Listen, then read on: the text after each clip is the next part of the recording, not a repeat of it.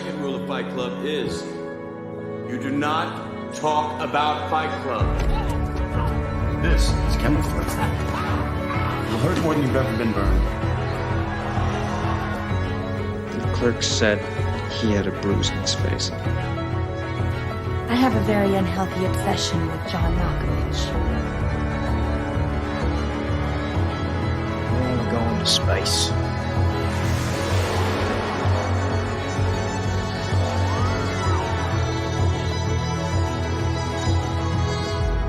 I hate the way you talk to me and the way you cut your hair. I hate the way you drive my car. I hate it when you stare. I hate your big dumb combat boots and the way you read my mind. I hate you so much it makes me sick. It even makes me rhyme. You think that's air you're breathing now? You understand? It's my head, Schwartz! It's my head!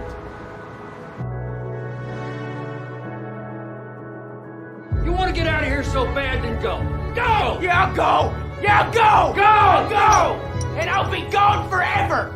I won't even look back! Dr. Wagland's deposition will be part of this record. And I'm going to take my witness's testimony, whether the hell you like it or not. It's all dark until the 10th floor. That's the legal department. That's where they fuck with my life. I don't see anything. Are you sure they're there? Noli passes the puck to Beatty. Beatty scores off a great down line. Welcome to German Sick Fetish Video. If you are under 18, do not... Oh my god. Click it off, dude, click it off.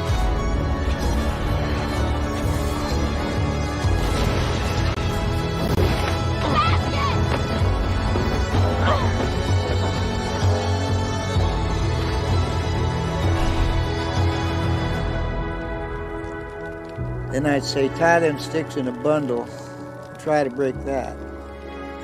Of course they couldn't. Then I'd say, that bundle, that's family.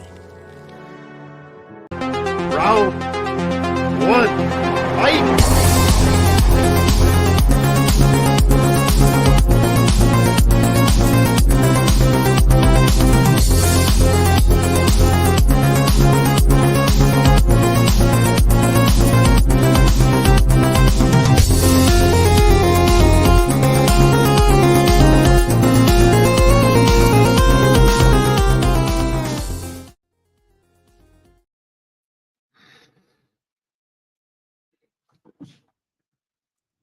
Hello, everyone, and welcome back to the Movie Hero Network. This is Tournament Fights number 249 and our highly anticipated 1999 Ladder Series Part 1. It was an absolute banger here for movies. All credit to MaxcMcEvan for that intro video, kind of celebrating 1999. I linked his channel in the description below. He's got some really cool tribute videos, some art of acting videos, with a bunch of actor showcases. So make sure you go check out his channel. But welcome. This has been one we've been talking about for a while. We've had a couple of middling years in cinema. We're finally got to one of the really good ones as we get started here tonight. We've got a fun panel to get things going. So Jordan Anderson will be along here in just a minute, but I'll first bring in the master of the ladder brackets himself, Mr. Malcolm Lay. How's it going, Malcolm? It's going good, and yeah, it's going to be interesting because we've got 199 movies plus the holdovers, and it's going to be interesting because I think for the first time in a while we've got about 3 best picture winners fighting out because 2 of them are holdovers. So yeah, no, we got some good ones holding over as well, like you said. And it's funny, we say like, oh, it's a great year, and watch the first matchup be like Baby Geniuses versus something whatever, and we'll just start off horrible. That's fine, we'll get them out of the way. But yeah, thanks for making the brackets as usual. We always appreciate your work, Malcolm. It should be a lot of fun, and we'll bring in the rest of our panel. We got Zachary Shelton here with us. How's it going, Zach? Good. I've heard how great this year is. There's definitely a lot of movies that I've seen from that tribute, but I'm interested to see what these matchups are going to be. Yeah, for sure. And he's here just in time. Welcome, Richie Goodacre. How's it going, sir? What's up? How you going? I felt really Australian there. How you going? Going good. Just if my computer starts up anytime, it's just because I'm on Microsoft Edge for some reason. So I will change the browsers if it goes crazy. But yes, I'm looking forward to 1999. yes, it was a good year. So looking forward to breaking it down. It's going to be tough, and it's always going to come down to me with the toughest one because it always fucking happens. Because it doesn't like me. Well, we'll see how it plays out. And another guy who's been anticipating talking about these movies as well, Mr. Jonathan Caro, our seen and heard grand champion, who's been salivating over talking about 1999. I couldn't wait to get here through this video. How's it going, Jonathan? Yeah, get those 2000, 2001 years out of the way. That's how bad it was. No, but thankfully we're celebrating 25 years of greatness here. Most of them are great. A few of them were crappy, but that's how good of a year 1999 was. And yeah, I can't wait to talk about these movies here. I mean, most of these movies I've heard about, when it was premiered in theaters, Blockbuster, and yeah, this is going to be a phenomenal ladder series here for 1999. So let's do this. Yeah. The tricky part is that only 3 of them get to potentially win tournaments here in 99, and only 8 of them could potentially, even float over to continue their run in 98. So there are going to be some heartbreakers throughout these 3 parts, with some movies that probably deserve to win and just won't make it. But yeah, how it works, if you haven't tuned in before, if you're just tuning in for this series, which with most of our ladder series, how it works is as like Malcolm said, we've got 120 movies from 1999, and then the 8 holdovers that we've got as well. Malcolm, do you have the list of holdovers that we'll be encountering over the next 2 evenings? Yep. So we'll be seeing Scream 3, A Beautiful Mind, which is coming from 2001. Shrek, also staying on from 2001. Then Gladiator, Almost Famous, The Patriot, Unbreakable, and Pay It Forward.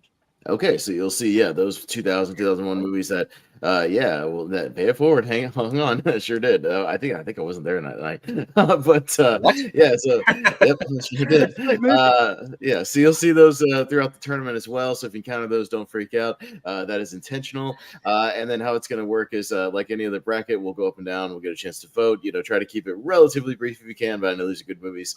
We'll do our best. And the Sweet 16 from tonight and the Sweet 16 from tomorrow night. We'll then hang on to a championship bracket on Friday and duke it out for that championship bracket. So that's how it's going to work. And then after the Sweet 16, it's anything goes, and whichever one just wins part 1. So that's how it's going to work. Should be a lot of fun. But as I bring up the bracket, I feel like, man, we're going to need something extra to get through this bracket because we've never attempted a year like this. So I think I have the solution. Okay, so what do you need besides a miracle? Guns. Lots of guns.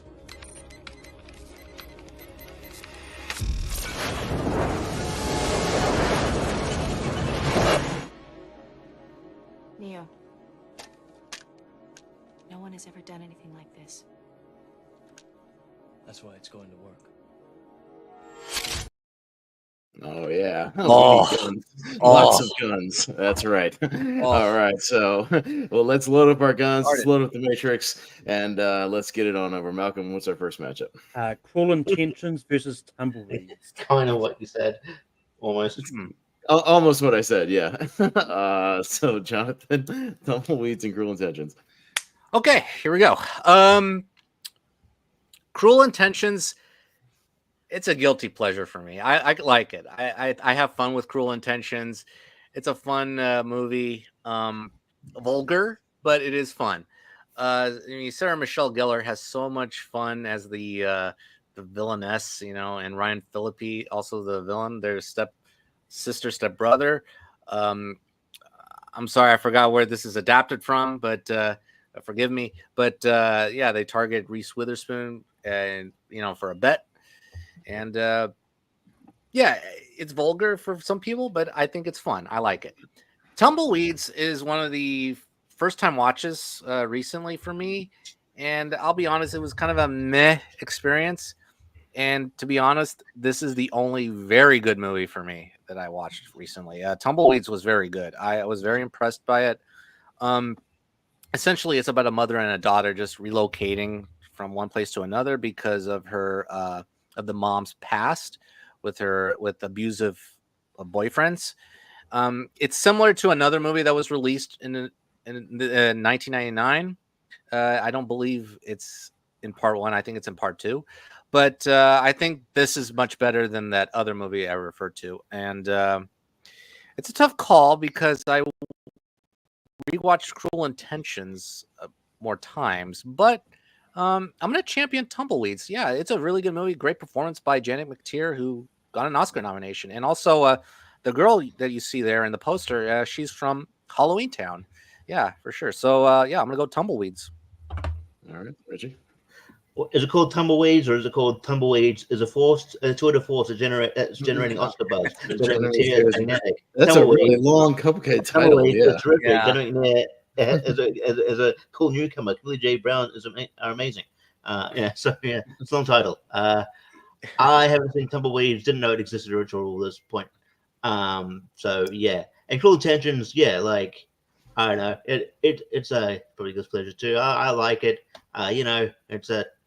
It's a hot movie, even though it's disturbing. It's a hot movie, and this in 2024 we're getting back to like sort of these horny, sexy movies. So we're getting it's ahead of its time in a way, I think. So Cruel Intentions. There you go. Right.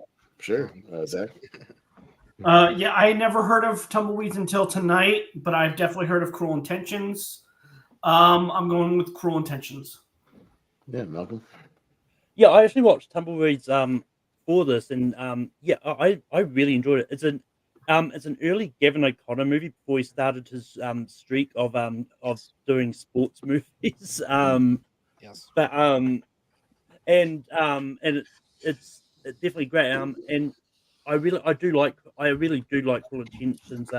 And just slightly, I'm actually going to go Tumbleweeds here because I do think it's a really sweet movie. So yeah. Yeah, I haven't seen Tumbleweeds either. Yeah, that was one that was kind of just a blind spot. I didn't get a chance to really watch much for this. Had a busy week. But yeah, Cruel Intentions, like Richie said, is one of those guilty pleasure. Like it's like even the 99 movies that are like schlocky or guilty pleasures are still fun, So it's like that's why it's a great year, because even the like silly ones you still remember to this day and like are still memorable. Maybe it was ahead of its time with the fact that the top porn categories now are like stepsister, stepmother, like goofy shit. And it was 20 years out of his time. So I'll go Cruel Intentions. Yeah. Hello everyone. What's up? Hope I didn't miss too much, but no, it's the best friend. Nice. Well, yeah, I've also never seen Tumbleweeds, so I don't really know what that is.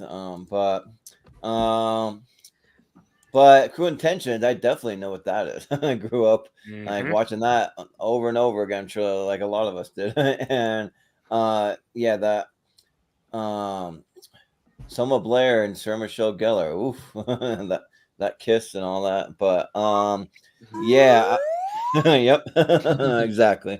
Or the Scary Movie version with the gross, like long saliva thing. I know, yeah. Teen movie. Yeah, not a teen movie, whatever it was. Yeah, the long, the gross saliva. Yeah, because even in this one, they have a tiny little one. But I think Cruel Intentions is very well done. It's like kind of sexy without being like too cheesy.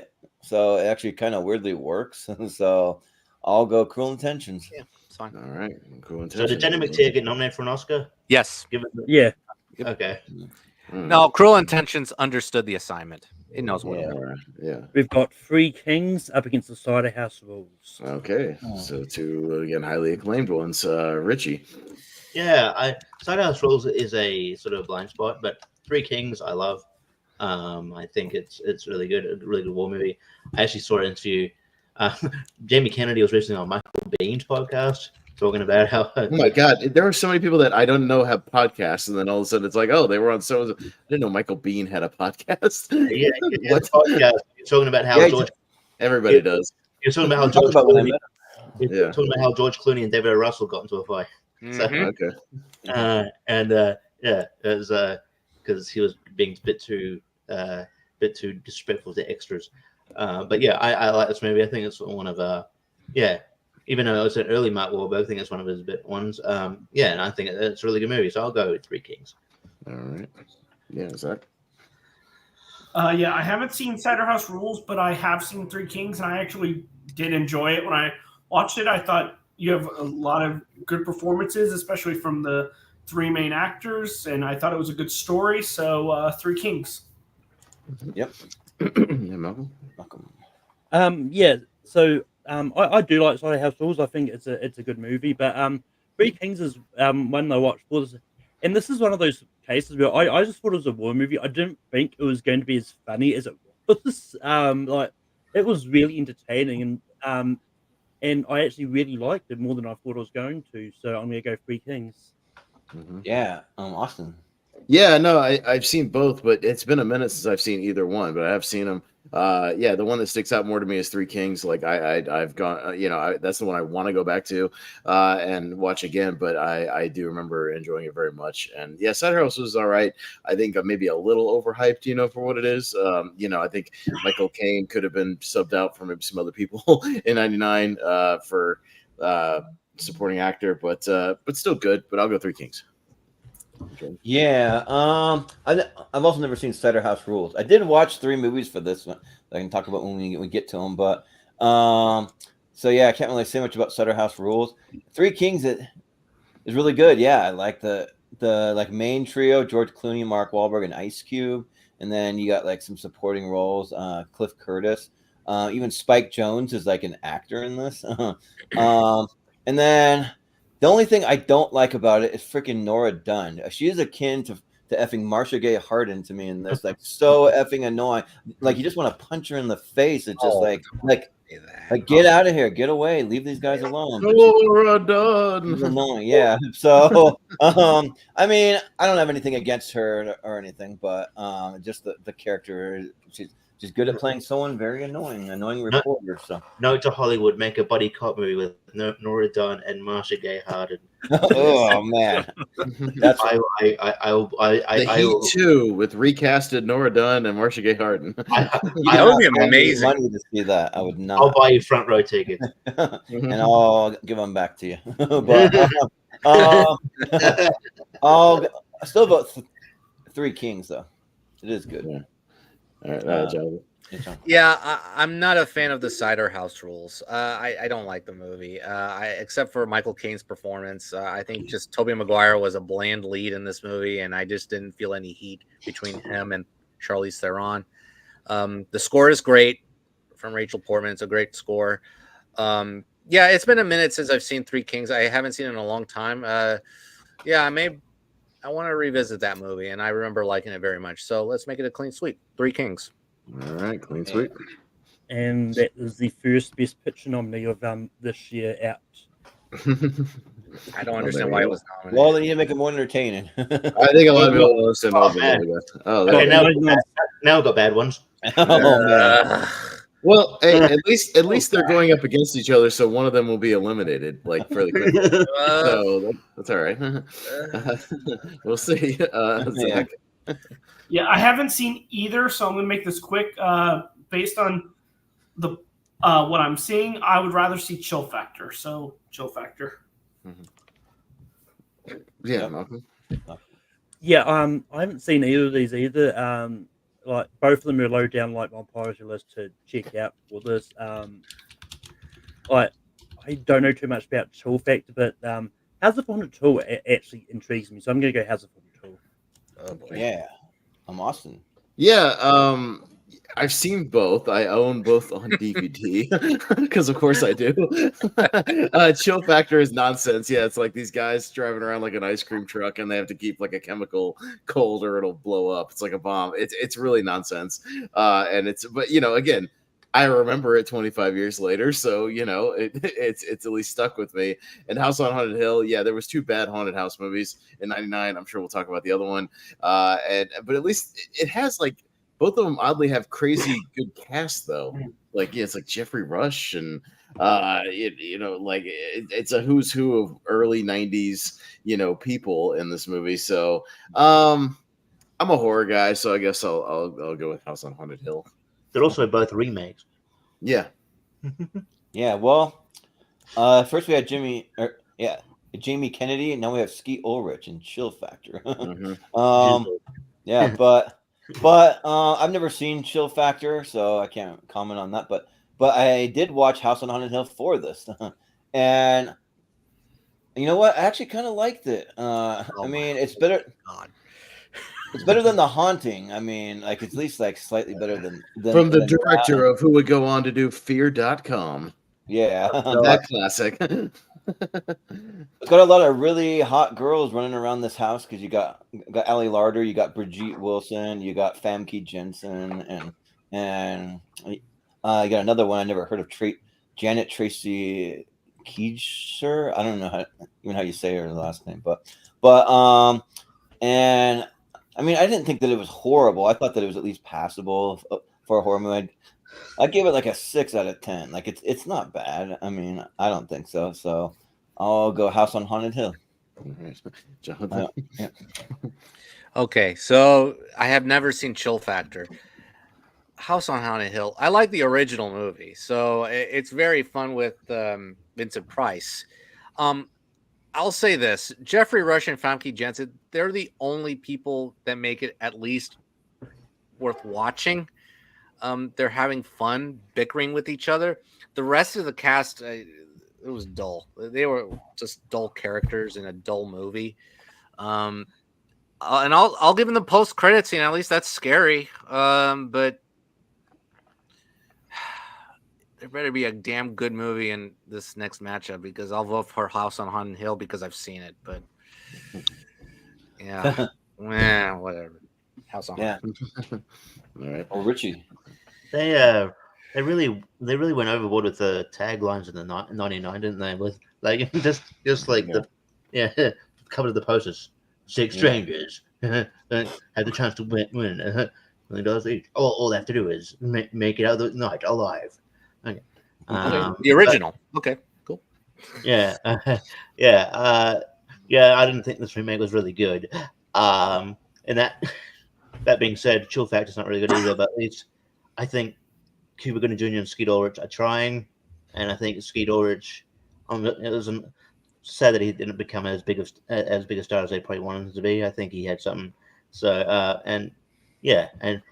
so I'll go Chill Factor. All right, but House on Haunted Hill wins, Malcolm. And by the way, Chill Factor, directed by a director that sounds fake. Sounds like a Vince Russo creation. Directed by Hugh Johnson. Like a porn director. sounds like General Huge Erection from right. Nitro around 99. Yeah, it's gonna lose. Yeah, so it's fine. Boys Don't Cry. Okay, so it'll lose to one of these. That's fine. Yeah. So no problem. Malcolm. I've seen both of these. Like Boys Don't Cry. I like it's decent. It's just it was one of those interesting movies about. It's been a while since I've seen it as well. So I don't remember too much about it. But Toy Story 2 I think is great. And it's a really fun animated sequel. So I'm gonna go Toy Story 2. Yeah. Austin, what do you say? Yeah. Boys Don't Cry, kind of ahead of its time. About a trans man. Yeah, with Hilary Swank, and it's a solid movie, kind of a groundbreaking movie at the time, and kind of heavily censored, oddly enough, around 99. I know the director talked about it in that this film is not yet rated documentary about how they got kind of hammered pretty hard at the time, but kind of ahead of its time. But Toy Story 2 at one point was my favorite of the series, and still really, really great. So I'll go Toy Story 2 because I've seen it more. Yeah, so Boys Don't Cry, I watched for this. And this movie is hard to find. You cannot literally find it anywhere. And I had to pirate it because if you can't find it anywhere, that's the only way to watch it. So don't say that. Didn't I rent it for you on Vudu? Did you not watch it there? Well, I asked you about it, but I didn't actually do it, so I don't know if it. Okay, so the rental's still sitting there. Cool, I'll have to watch that. Okay, Jordan watched it on Vudu. It's okay now. Yeah. Or I mean, if you have a VPN, Boys Don't Cry is actually on Disney Plus over here. But the reason why you can't find it though is it's like people are getting offended by this because they use the faggot, they use those kind of words, that kind of thing, and they're really like pushing different buttons and different things when it comes to transgender stuff. I just think that it's like a portrayal of a character, and I mean I don't know if it's true or not, but it's the portrayal of the character and what happened to this person, and they're a transgender man, and I think that's fine. I don't think there's any reason to like take it off every streaming service because of that. Like, I don't know if it's a protest or what it is, but those are the reasons that I saw when doing my research. But they're still really good, and Toy Story 2 is good, but it's my the lesser of the original three to me. So I will vote for Boys Don't Cry because it's actually pretty good. Jonathan. Yeah, Boys Don't Cry. It's really good, but it's really hard to watch. It is really hard to watch. I think it's probably one of the saddest movies I've ever seen. Pretty much, yeah. It's a great performance. A great performance by Hilary Swank. She deserved that Oscar.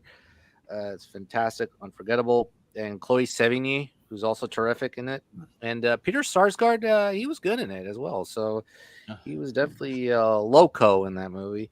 I think it's just a disturbing thematic commentary about those relationships against the, about those relationships against the LGBT community, amidst a society of terrible etiquette.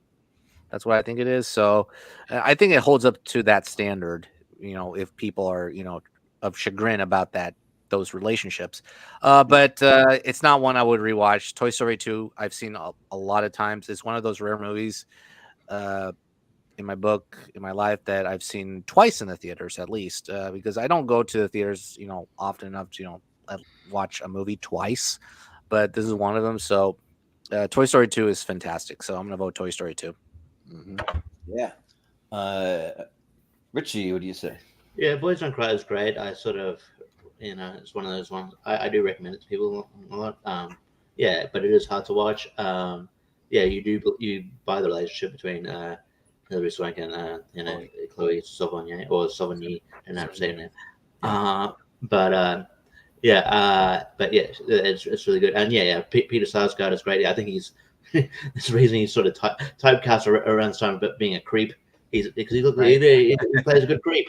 Yeah, like that, and like later on, a few years later, and he's always in the he's mostly cast as a villain, in Flight Plan a few years later, but I for the longest time I'd gone between 2 and 3 as my favorite Toy Story movie. It sort of chops and changes. I think 3 edges it out, but 2 is great. Toy Story 2 is fantastic, and it's a great sequel. So I'll go Toy Story 2, and we don't need a Toy Story 5. But we're getting it, so whatever. Yeah. Toy Story 2. Mm-hmm. All right, Zach. Yeah. So even though in the original trilogy, Toy Story 2 is at the bottom of my list, I have seen it. I haven't seen Boys Don't Cry, so Toy Story 2. All right. Toy Story 2. Yeah. Okay. We've got Varsity Blues up against Shrek. Okay, so Shrek holding over from 01. Yeah, this is an interesting one. I think the last time I watched Varsity Blues, it was... It didn't hold up for me very well. I mean, it just I know at the time it was like whatever, but yeah, it is kind of weird to watch it now when they're throwing around, like you said, Jordan. I guess they're throwing around like faggot this and faggot that. It's like the opening scene is just like what? Like okay, let's different time. Yeah, not that you're like I get offended or anything. It was just kind of again you just don't hear it a lot anymore. So the opening scene they're just yelling in the back of a truck and dudes chugging like syrup and it's just weird. Yeah, I don't know. It's got a good cast. I kind of prefer the Not Another Teen Movie. Not to make another reference to that, where they have the same guy playing the same character and having the concussion counter. Like that was funny. Yeah. So here, just because Varsity Blues didn't hold up as well on my other one, I'll go Shrek. Yeah, I'm actually kind of the same way. I just I like the cast. It's another Ali Larter movie, and James Van Der Beek, Paul Walker's in it, John Boyd, but I just kind of feel like it's trying to be like R-rated just for R-rated sake. Here's an edgier like sports movie for the world. I think there's a better, edgier football movie in '99. Yeah, there is. Yeah, it might be coming up, but but I mean, it's fine. It's still a good movie, but it just doesn't hold up on like repeat watches. But but Shrek does. Shrek gets better and better when you watch it. So I'll go Shrek. Jonathan. I watched Varsity Blues for the first time, and I'm in agreement with both of y'all. The problem was that I felt like it was a collection of good and bad scenes more than it is assembled as a movie. And you're right that it's just rated R for just rated R's sake. I mean, there's a little bit of nudity, but there's some sex and just okay. What does it add up to? I mean, not much, to be quite honest. I mean, if you take away those aspects, it's really just PG-13, and it still has some problems.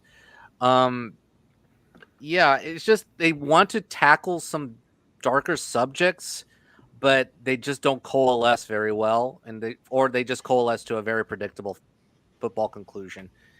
And I was surprised about that iconic whipped cream bikini scene. I thought it was going to go one way, but it went in another way that I thought was kind of sweet.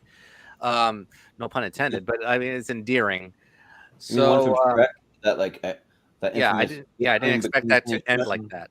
But it's not with banana split. But no, unfortunately, that it was a mixed bag, and it was very cliche for me. So Shrek is great. So unfortunately, Varsity Blues did not work for me. So Shrek gets my vote. Yeah. Richie, what do you say? Yeah, I haven't seen Varsity Blues since it first came out. So if you do the math, I was only like 10. So which is weird because like I saw a lot of movies that maybe were sort of before I should have, because like my dad owned a video store at this time. So I was just a kid who watched everything. I wasn't like just like I'm gonna watch stuff in the kids section. No, like that. I would just watch a lot of shit. But yeah, I need to go back to it. But yeah, it doesn't surprise me that it probably wouldn't hold up. It's very 90s cast too. But yeah, there's like obviously there's Amy Smart's in there as well, Scott Kahn. So yeah, that's very 90s. But yeah, I don't know. I have a feeling that I probably wouldn't like it as much. But yeah, because I think maybe not another team maybe kind of probably heard it for me as well, to be honest. But yeah, Shrek is great, so I'll go Shrek. Yeah. Zach. I kind of already knew where this was going as soon as the matchup was shown. And while I do like Shrek, I kind of want to give some love to Varsity Blues. It's not the greatest movie, but I think there is a good story in there and some good performances. So just so that it's not like blown out, I'll vote for Varsity Blues. Yeah. Malcolm. Okay. I think I think all the movies that Not Another Teen Movie parodied is in this bag, because there's definitely at least one or two more that I can think of that is coming out. They also it's like American Pie and 10 Things I Hate About You, and all those. Right. But I haven't seen Varsity Blues, so yeah, I'm gonna go Shrek. All right, yeah. Shrek hangs on for now. We've got The Red Violin up against Scream 3. Another holdover. Okay, Jordan. Yeah. So I actually watched the Red Violin for this, and it's good. It's kind of a foreign movie, but not really. I don't think it's like it might have been produced in the U.S., but it's about the history of this violin. So you go back to like the 17th century or whenever they made the violin, and so you're going through like France and Germany and a lot of old country stuff, but it actually like for a period piece actually really works. It's not some kind of cheesy romance or anything like that, or anything that bored me. Like I'm actually like a decent classical music fan. I'll listen to it from time to time, and the people back in that time were savages. They would just like want absolute perfection, and like if they don't get absolute perfection, it's like they just like smash the violin. So this is a piece of trash. But like after like a lot of hard work and stuff went into it, and like you're looking at it, you're like, that thing looked beautiful, but okay, just smash it there. And then it fast forwards to the modern times, and it's Samuel L. Jackson going to these auctions and like trying to find this red violin that the violin was I think one of the original guys that made it, his wife died, and she used her blood to paint it, which is just kind of interesting, kind of savage. But And Scream 3 is really good, but you know what? I want to champion something kind of different. If you haven't seen the Red Violin, I would actually highly recommend it. It's actually pretty good. So I'll go the Red Violin. But Jonathan. Okay. I know that people like Scream 3. Personally, it is my least favorite. It's okay. It's just okay. It's not like the worst movie in the world. It's actually better than terrible horror. Look, it's better than House on Haunted Hill. Okay, it's like a masterpiece compared to House on Haunted Hill. All right, but no, but Scream 3 has some good scenes, some good moments. So I'll give it that. You know what, Jordan? I think you sold me on the Red Violin. Yeah, it sounds interesting. I'm reading the synopsis, and I was gonna watch it next for this. And if it moves on to Friday, then I'll probably watch it for Friday because it does sound interesting, and I love music. So, you know what? Check it out. It's actually really good. Yeah. You know what? Yeah, I'll go with you. I'll go with the Red Violin. Sounds good. Richie, what do you say? Yeah, I'm too much of a fan of Scream 3 to vote for something that looks intriguing but haven't seen. I hadn't heard of this movie until it just came out.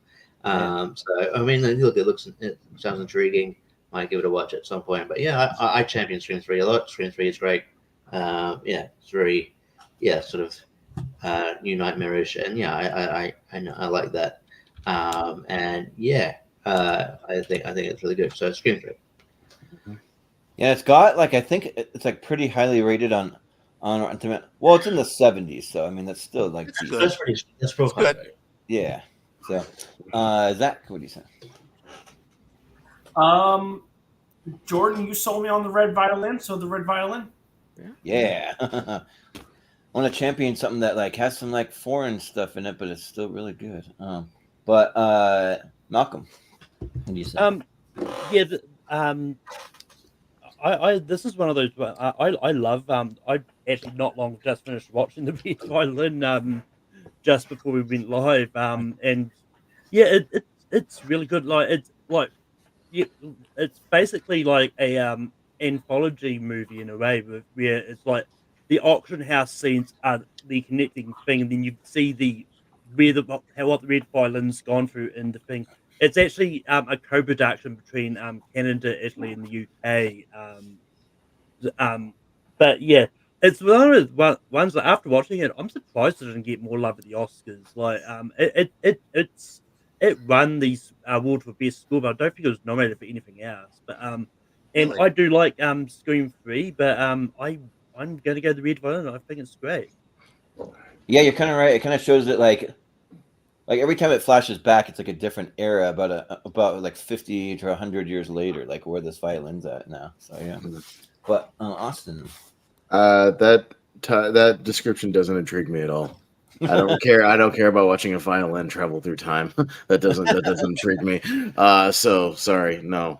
Scream 3, I've seen way more. the savage people surrounding it. That's awesome. Cool.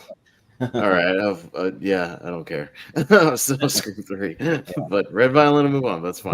That's correct. Yeah. Fine. What was the score that great? Was that score great in the Red Violin? Yeah, actually, Okay. Really good. I go back and listen to it. We've got random parts.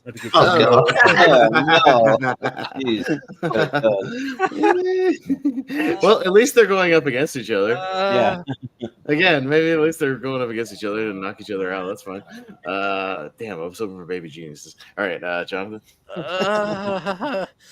Okay. Boy, I don't remember much about Random Hearts except it was dull. That tracks. Yeah. I'll be on. Yeah, it's one of the weaker Harrison Ford movies. I don't like it that much. The romance wasn't very interesting, and End of Days, not a good movie either.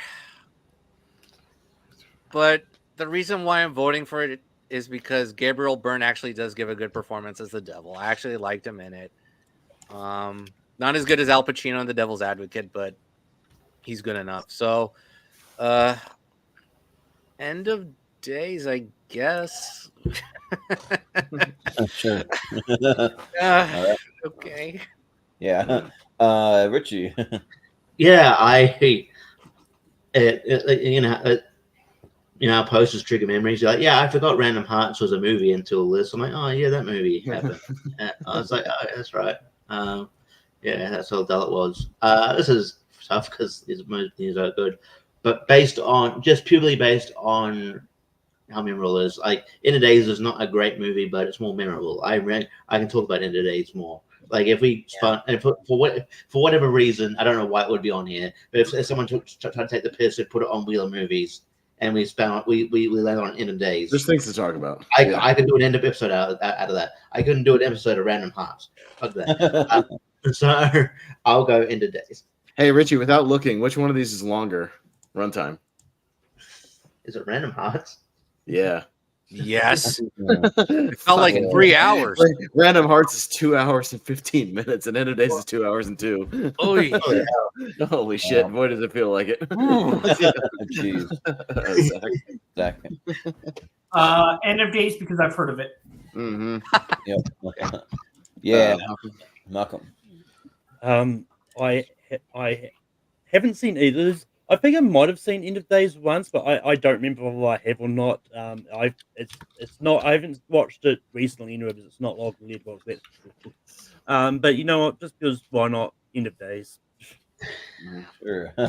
Austin. Random Hearts premise is so nonsensical. You want to make your head explode because it's like these two random people that each have a spouse that die in a car crash, or it's a plane crash. A plane crash of all things, not even like a car crash in the town, like plane crash, and they were both randomly having affairs with each other. It's so stupid. Like this is a total bad premise movie where you're just you can't even get past how absurd the premise is. It's bad. It's poorly written. But again, if you look at the cast, has an insanely deep cast. Everybody is somebody, character actor wise. But yeah, End of Days, again, one of those guilty pleasure nonsense movies. It's Arnold Schwarzenegger versus the Devil.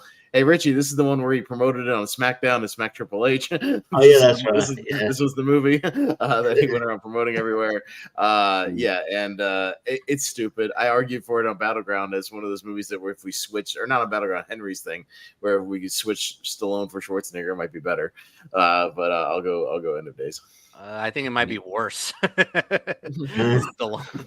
Yeah. I never heard of Random Hearts until this tournament, and I haven't seen End of Days, but I've seen the trailer for it, and the trailer at least looks cool, but it doesn't mean it's good with 11% on Rotten Tomatoes. But I'll still vote for End of Days because I'd way rather watch that. All right, man. We love End of Days. Clean sweep. Excellent. All right. Sounds good, man. We're big fans. All right. What's it going to lose to? Let's see. It has the infamous blender scene where he makes breakfast out of all the leftover shit in his kitchen. Just throws it in the blender. Yeah. Okay, so we'll lose to one of these. That's fine. Well, hey, at least Jonathan, it's like the other one. It'll lose to a better movie, so that's fine. Yeah. No matter what wins. Richie? So we should say Lock, Stock, and 2 Smoking Lucky Barrels and The Hurricane. Yeah, this is actually tough. It's tough. Lock, Stock is one of my dad's favorite movies, and yeah, it was I think the sort of where the world was probably introduced. UK probably knew them, but definitely UK knew Vinnie Jones because he was a successful footballer before going into acting. But their first breakout roles of Vinnie Jones and Jason Statham. And yeah, I like it. I know Guy Ritchie can be hit and miss with people. But I enjoy Lock, Stock. I think it's one of his. I still think it's one of his better ones to this day. But the Hurricane is great. Denzel, amazing performance. And it's just a story of making angry, but also it's just it's also really it's just really good and heartfelt. So. It's just tough. I'll go Lock, Stock, but I don't mind if Hurricane wins. Okay. Yeah. Zach, what do you say? Yeah, so both of these are on my list to see. I haven't seen either, but Hurricane is higher on my list, so the Hurricane. Yeah. Malcolm. Yeah, I think Lock, Stock, and 2 Smoking Barrels is okay. I watched it for the first time for this. I wasn't a fan. It just seemed to be a whole lot of stuff, but not a lot of plot. Yeah. But But I really enjoyed the Hurricane. I thought it was really good, and yes, I'm gonna go with the Hurricane. Yeah. Austin. Yeah, this early Guy Ritchie stuff is not really my bag. It's not my stuff. It's just like too Cockney, like just a bunch of dudes just running around and just telling each other to fuck off for the entire movie. I mean, it's just like I don't know. It's just not really my bag. I'm not into it. Hurricane's great, yeah, and another just awesome Anchor, Denzel performance and one of the great ones of his career. So yeah, I'll go the Hurricane. Jordan. Muted. You're muted. Yeah, my bad. Yeah, so I'm kind of with you guys on Lock, Stock, and Two Smoking Barrels. It's one of the Guy Ritchie movies that I don't go back to that often. And yeah, just kind of like what Austin said, just a bunch of people like running around telling each other to fuck off and to give me just busting each other's balls and and then they're playing poker and I don't know. They eventually have to rob some guys, but it's just I don't know. It doesn't really do a lot. But the Hurricane's awesome. The Hurricane's really, really good. Yeah, one of the best performances of Denzel's career. So I think we got to give it to the Hurricane. So I'll go with that. Jonathan. Yeah, if it weren't for today, I wouldn't have seen Lock, Stock, and Two Smoking Barrels. Yeah, but I did see it today.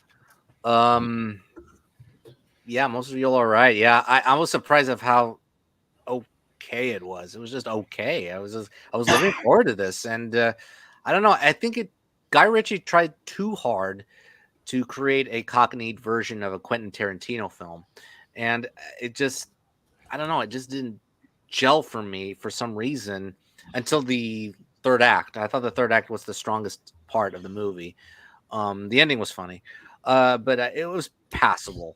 But the Hurricane is really, really good. It's a little long, but it's really good. One of Denzel's best performances, and I would rank it it was actually fourth ranked out of the 5 best actor lineups, and it's still great. It is still a great performance. That's how great it was. Yeah, I'm gonna vote the Hurricane. I think it's a really good movie. Yeah, I like doing 99 and then right in the middle of the poster, it's #1 movie of 1998. Yeah, right. That was when it was released in Britain. UK, UK, Yeah. UK. I looked it up too. Yes. All right. I will say, after the last couple of weeks, it seems weird to be championing a Hurricane. I know, right? I'm a big fan of Hurricanes. Yeah. We've got Dick up against Ed TV. Man, Jesus Christ! I know the movie. Posters. I'm sorry. Well, no, I mean, look at what they're filming with that TV, and then it's like Dick. All right, anyways. Also the same kind of lettering as well. Oh, man. Yeah, kind of. Yeah, very similar. Yeah, kind of posters. Yeah. They're watching Ed TV. Yeah. All right, Zach. Heard of both of them, only seen one of them, and that was Ed TV. So Ed TV. Yeah. Malcolm, what do you say? I've seen both of these. Like Ed TV's fine for what it is. It's kind of basically the Truman Show, but worse. But I actually quite enjoyed the movie Dick. I think it was a really fun movie, so I'm voting for Dick. Yeah. All right. Yeah. Well, fine, Malcolm. I think we're all going to get that if we go that way. Yeah. But Austin.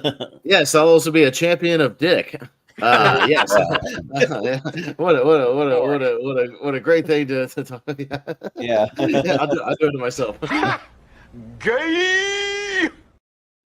No, I mean it's a good premise. Yeah, I mean I like the period piece, kind of 70s nature of it. It's good stuff, and yeah, it's like I said, Head TV is like it just a year after Truman Show feels like a really bad like knockoff of Truman. And while I do like Matthew McConaughey, it just hasn't aged well compared to a vastly superior film from a year before with kind of a very similar premise. So, but yeah, Dick's got a fun cast and it's good stuff. And who doesn't love Dan Hedaya as Nixon? It's fun, and he looks like him too. So good casting. But yeah, I'll go with Dick. Yeah. ATV is fine. Like, and I swear that I don't even remember that much about it, but I know I've seen it. I don't know. But yeah, Dick is a really good movie. Like it's actually like a good kind of period piece about the Watergate stuff, but then these two girls, and it's probably one of the better Michelle Williams performances for me, because a lot of times I just find Michelle Williams to be overacting a lot in several of her movies, and I'm kind of like, this is too much for me. But this one actually works. She's funny, and Kristen Dunst is good, and yeah, it just really works. So I will vote for the movie Dick. You dick. Yeah. You gotta say the movie Dick. You can't just say that any other way. Yeah. We're all in our 30s. Yeah. We're grown adults. Yay. But Jonathan, yeah. Y'all summed it up about EdTV. I think it's just fine. It's just it's okay. The problem was that the Truman Show came out a year before, and Ron Howard tried at least, but it didn't quite work. And look, Dick is a charming satire. It works. It worked very well, and it does have a fun small cameo, small performance from Ryan Reynolds. Yeah, and I think Kirsten Dunst, I think tries to hook up with Ryan Reynolds. I think that's what happens. But no, it was fun. It was satirical, sharp at times, and gratifying. It was a surprise for me. So I'll vote for the movie on top right there. Yeah, that one way up there. Yeah, right there in the top, below it, above EdTV. Yeah, but the one that rises higher above EdTV. Got it. Yeah. I'll vote for Richard. Richard. Yeah, we don't see Nixon because obviously. Hey, speaking of Richard, Richie. I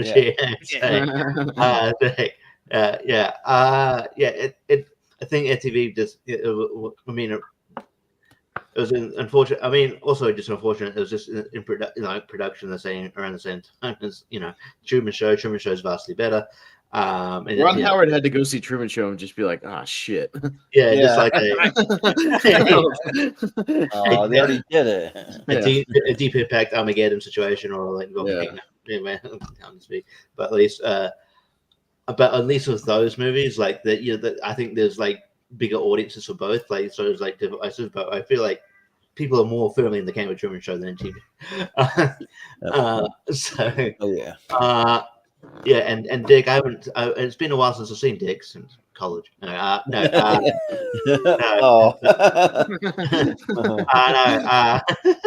Caro.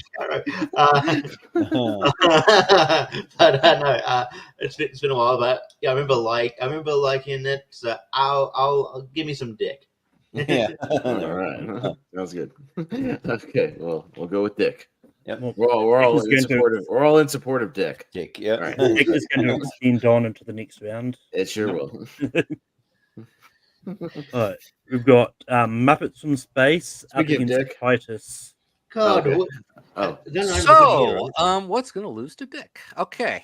Yeah. Right. Malcolm. Yeah, I haven't seen Titus.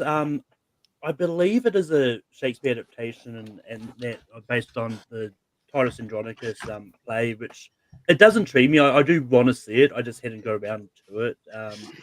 But I've fun with Muppets from Space. I think it's a really fun family movie. So Muppets from Space. Mm-hmm. Yeah. Austin. I've seen the Christopher Titus sitcom Titus. Does that count? Yeah, that's what I was gonna say. Yeah. That really great was around for like 2 seasons. with Stacy Keach. I saw a little. Anybody remember Christopher Titus when he was a thing for like 3 years? Yeah. I haven't seen the movie. It's another one where, I guess it's kind of a critically acclaimed one for that time. But yeah, all these weird movies that got like nominated for Oscars, but I've still never heard of them. So this one got nominated for like costumes. Okay, never heard of it. But yeah, I guess I'll go Muppets from Space. Again, it's been ages since I've seen it. I remember Hulk Hogan and Rob Schneider are in it. That's all I remember. So I'll go Muppets from Space. Oh, nice. Yeah, I've seen Muppets from Space once, and I remember it being fun. I remember the writing and the jokes and everything being pretty good. And yeah, there's a lot of cool cameos in it. There's also like Ray Liotta shows up, or F. Murray Abrams, Andy McDowell. So yeah, I think that it's Andy fun. McDowell? You mean Margaret Qualley's mom? Yeah. Yeah, Margaret Qualley's mom. Yeah, but okay. But and Titus I just haven't really seen, so it doesn't feel like my bag, but I don't know. But I'll go with Muppets from Space. Okay. Jonathan. Yeah, I'm an Anthony Hopkins fan, but I have not seen Titus. Yeah, Muppets from Space.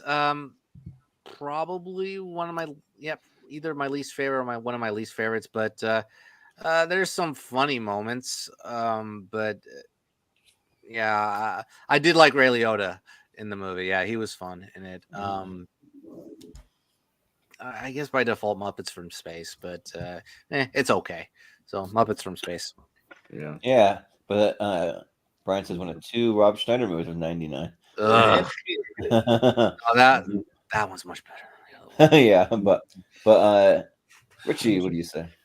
Yeah, Muppets from Space is, I don't know. I liked it, when it came out because I was a kid. But yeah, it's probably like, if you look back, and it's probably one of the weaker Muppets movies. But it has its moments. Like Caro said, it was like, remember the joke in the trailer is probably the funny one for me, where Jeffrey Tambor was checking out Gonzo, and he goes, "How do you smell?" And then Rizzo goes, "Terrible. Trust me, I'm his roommate." I remember laughing at that. Just the delivery was funny. But the cameos. Remember, obviously I was a wrestling fan when I was a kid as well. So yeah, and he was billed as Hollywood Hulk Hogan then as well. He was in an NWO garb. So yeah. So I haven't seen Titus. I've seen the aforementioned sitcom that I was talking about. But yes, I'll go Muppets from Space. Yeah, and Zach, what do you say? Muppets from Space because I've seen it. There you go. All right. All right, clean sweep. We're all big fans of Muppets from Space as well. Yeah, excellent. We love it. Just to correct Brian, it's actually one of 3 Rob Schneider movies. It's actually another one that's came out this year. Even better. Got the second Kristen Dunst movie though, Drop Dead Gorgeous up against Tarzan. Ooh. Okay. There's another movie I forgot existed. Yeah, right. Not Tarzan. Although, yeah, it's kind of forgettable. Holy shit! Yeah, Drop Dead Gorgeous. Is that another Kristen Dunst movie? How many movies? Oh, yes, it is. I'm sorry. Yes, it is. Jesus Christ! Yeah, she was busy. I forgot about that movie. Is it like kind of a almost horror movie, sort of a satire thing? Like, if I remember right, I think it's a satire. Yeah, kinda. Yeah, it's a dark comedy, dark mockumentary comedy. Yeah, but damn, again, you look at you know what all these movies have in common? You go back and you forget about these movies, and then you look at the cast and you're like, holy shit. It's like Kirsten Dunst, Denise Richards, Ellen Barkin, Allison Janney, Kirstie Alley, Mindy Sterling, Brittany Murphy, Amy Adams. You're just like, what? Mike McShane, Will Sasso. You're just like, all these people you would recognize watching the movie. And you're just like, what the hell? Adam West is in it. All these movies had everybody. And it's another Nora Dunn movie. She was busy as well. You know what? Just because I'm not as high on Tarzan, I remember me and Jacob rewatched it for our podcast about movies, and it just didn't work for me that much. I'm a little more intrigued to go back and watch Drop Dead Gorgeous, so I'll go with that. Yeah, I'm also not a big Tarzan fan. I just don't really vibe with it. What's his face on Space Island that does all the music? I don't Phil care. Collins? Yeah, Phil Collins. I don't really care for Phil Collins that much. I mean, he had like 1 or 2 hit songs in that I cared about, and that's it. And even those I don't love, but and I've never seen Drop Dead Gorgeous, but it sounds intriguing. I'll check it out. So yeah, I'll go Drop Dead Gorgeous. Jonathan. Funnily enough, this is very difficult for me. Yeah. No, seriously, because Tarzan is one of those movies that I grew up watching. Well, no, I watched. This was one of the first few movies I watched in the theater when I was a kid, and I remember loving it. And it was really good. I liked it a lot.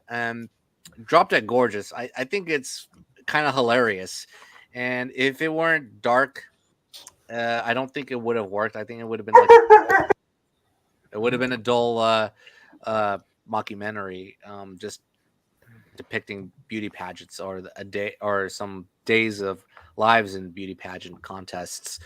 I don't mind either one of these going forward, to be honest. So I'm gonna vote Tarzan, but I don't mind Drop Dead Gorgeous moving forward. Yeah. Richie, what do you say? I think I've seen Drop Dead Gorgeous, but I don't remember much of it because I was probably too like young to get it, and I'd probably just watch it because I think Kirsten Dunst is like my first crush since Small Soldiers.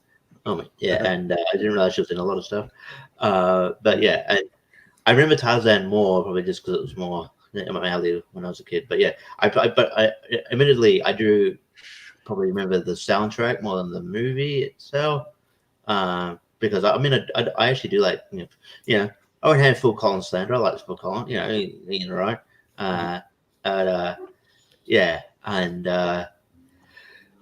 So I'll go Tarzan, but I really want to revisit Drop Dead Gorgeous. So yeah, might do. Yeah.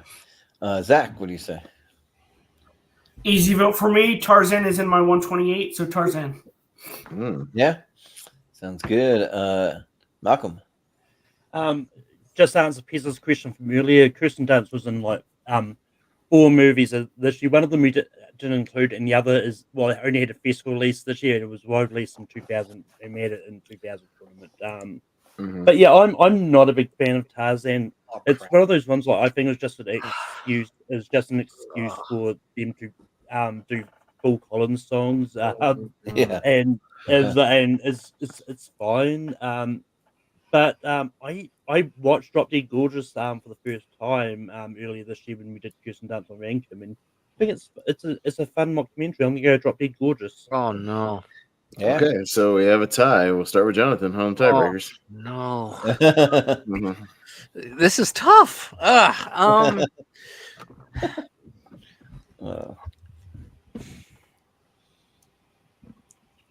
You know what? I'm gonna do y'all a favor. Drop Dead Gorgeous. All right. Okay. Tarzan said. It's not that I dislike Tarzan. I just think it's very generic to me. So. Got South Park, Big Log and Uncut up against the Patriot. Oh, 2 very similar movies. Yeah. All right. It's Jordan this time. Yeah. One of them's like they like sing about Canada. The other one's patriotic for America. But yeah, I love South Park. I really do. But the show South Park, but this movie, I just don't like that they made it a musical. I just like, and there's like way too many songs. I wouldn't mind just like 3 or 4 songs, but there's a lot of songs in this thing, and it's just not really like for me. But the show overall is. I mean, but the Patriot's really great. We've been talking about it a lot. So recently, and I don't know if there's too much more to be said. I just miss Heath Ledger, so rest in peace to him. And I got to see Mel Gibson in person at a convention recently, so that was cool. But yeah, I'll go with the Patriot. Jonathan. This is pretty even for me. I like I said before in another tournament, I did like the Patriot. It was good. And South Park, the movie, I laughed, yes, but unfortunately, I've only seen it the one time, and I thought it was just good. Yeah, Jordan, you have a point. Yeah, I just remember more of the songs than I do the rest of the movie. So I'm kind of in a predicament here. So yeah, I'm actually gonna go with you on this one. I'm gonna go with The Patriot. Yeah, sounds good. Richie, what do you say? I mean, it was a weird choice to go to, into a musical.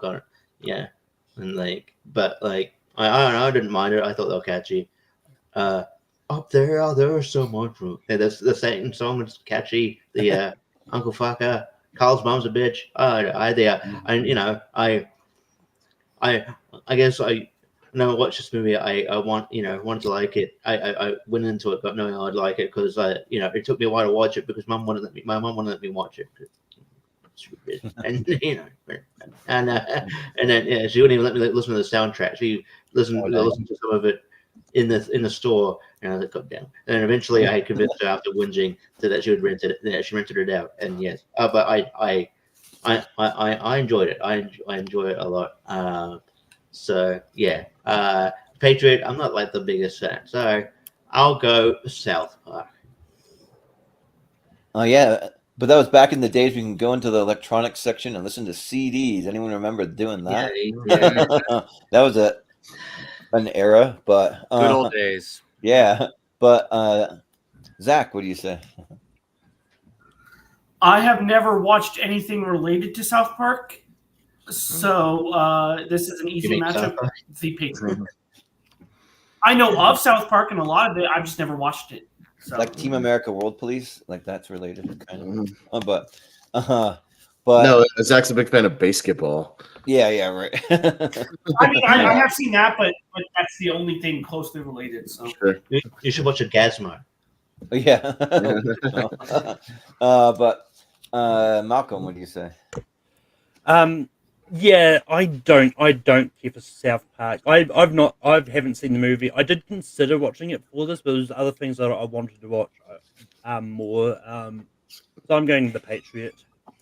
Yeah, Austin. Yeah, I'm with Jordan. I like South Park in general, and every time I try to go back and watch that movie, I'm just like, why are there like 19 songs in this movie? Yeah. Like 90 minutes. I'm like, oh my god! Like every 3 minutes, there's another one, and I like some of them in a vacuum. Like I mean, the Kyle's Mom is a bitch. Like is a funny song in a vacuum. We have Blaine Cannon in a vacuum. The K song is like funny in a vacuum. Like if I just like listen to them here and there, but like man, when I'm watching the movie, it's like a slog, and it just kills all the momentum for me. Like when I'm watching the movie, so it just doesn't work for me. So I'll go with The Patriot. I haven't seen it in a long time, but I remember enjoying it. So The Patriot. Wow. Yeah. I'm actually surprised about the negativity about South Park. We have some people in the community that like it a lot. It's just you got to have the right panel. Yeah. I'm not crazy about it either, but they just showed it again in theaters for like the anniversary, like a few weeks ago. Yeah, they did. I haven't done another movie, to be honest. I know they've done movies technically on Paramount Plus, but okay. All right. We got Cradle Will Rock and Entrapment. Jonathan. I have not seen Cradle Will Rock. Sounds intriguing. I've seen Entrapment. It was fine. Yeah, I need to rewatch it, but I'll just go Entrapment just by default. And I'll talk about it, or if anyone else wants to. I've never even heard of Credible Rock, but the cast is absolutely. The cast is insanity. It is insane. Yes. I'm like, holy shit, dude! Hank Azaria, Ruben Blades, John Cusack, Carrie Elwes, Philip Baker Hall, Angus McFadden, Bill Murray, Vanessa Redgrave, Susan Sarandon, John Turturro, Emily Watson, Bob Balaban, Jack Black, Kyle Glass, Paul Giamatti. I'm like, what is this movie I've never heard of? Yeah. What? Again, I think it's a documentary, though, isn't it? Is that what it is? No, it's a movie. Oh, okay. Yeah. Directed by Tim Robbins. Okay. Okay, I like that. Well, Richie, what do you say? What'd you go with, Jonathan? Entrapment. Entrapment. Okay. Gotcha. Richie? Yeah, I haven't seen Cradle Rock. I'll tell you, if I saw if Entrapment came out when I was a teenager, I'd be absolutely the theater. My God, Catherine Zeta-Jones was. Yeah. Well, she was kind of like Demi Moore, where there was probably like a 2 or 3 year period where she may have been like one of the hottest women on the planet. Yeah. Whoa! Oh, good Yeah, God. like a couple year period. Yep. Yeah. It went from Master Zorro to But she's still not bad for an Chicago, older I lady. guess. Yeah, she's aged pretty well, but Jesus. But like beyond that, I actually don't mind the movie. I think it's all right. But yeah. I mean, it's probably a deep cut because it's not like as memorable in both their filmographies. But I think the movie's fine, and I haven't seen Great or Rock, so I'll go Entrapment. Yeah. Zach. Entrapment because I have heard of it. Yeah. Okay. Malcolm, what do you say? Yeah, I've once again, Incredible Rock is another one that's on Disney Plus over here. Yeah, no, it's essentially the plot of the Incredible Rock is a fictionalized sort of version of the events about them developing a musical in the 30s called the Incredible Rock, obviously. But it's like talks about like the art and power and stuff of the 1930s and that. So I thought it was a really intriguing movie. I thought it was good. And I will give Incredible Rock the pity vote. So it's sort of like Nashville. Yeah. Yeah. I haven't seen Nashville, so I don't know, but it's sort of like Nashville. Yeah. Well, Austin? Well, at least I know for trivia purposes if JPO ever asked like what 99 movie has Tenacious D in it, now I know. So yeah, right. At least for trivia purposes, I'll remember that. But yeah, I've seen Entrapment, but it's been ages. I remember renting it, from Blockbuster back in like 02, 03, and it being okay. I haven't seen it since then. But yeah, I do definitely have a thing for Catherine Zeta-Jones around that time. Even later in like Side Effects and stuff, like I still do. But yeah, she's great. So I'll go Entrapment, but the cast alone in Incredible Rock intrigues me. Yeah, I don't love Entrapment. It's kind of just like the only thing I remember is that scene where she's going through the lasers. Yeah. And the Incredible Rock, I really want to vote for it based on the cast, but the synopsis sounds kind of boring to me. Like I wouldn't really like it. They're just trying to put together a musical within that. They're getting like stopped like over and over again. But I don't know. But I'm not a big musical guy. But I'll go Entrapment. Sure, I'm not like thrilled about it, but I'll go with it. All right, Entrapment. Yeah. Yay! Yay, baby! Oh, this is gonna be interesting. Oh no, I don't know what that other movie is. That's exactly what it's gonna be interesting. Oh boy. Boy, John Cusack was working around the time when he was just Incredible Rock. Holy shit, he was working. John Cusack, he's barely in movies these days. Like he's in stuff. Yeah. Richie. What's with these casts? That Pushing 10 movie is actually. Yeah, no, there's a lot John Cusack, Billy Bob Thornton, Kate Blanchett, Angelina Jolie, Kurt Fuller. Yeah, like Mike O'Malley of all people. Yeah. Yeah, weird. Yeah, Baby Geniuses is one of the most stupidest premises for a movie ever, and it's not even good in a bad, like so bad it's good way. I know he's divisive, but check out Nostalgia Critics' review of Baby Geniuses. It's quite funny. They even made they made sequels to this, which was basically they were basically just TV shows. And John Voight is still starring in them. Still, it was supposed to be a TV show in basement of movies, and yeah, John Voight's still in there. Good God, what are you doing, John Voight? Pushing 10, I watched like once because like I know like Kate Blanchett's on there, and that was when she was first starting to come to prominence in Hollywood, and it's like from memory, I thought it was like okay. This was around the time too where Angelina Jolie and Billy Bob Thornton were a thing, so I think it was just kind of a vehicle for them.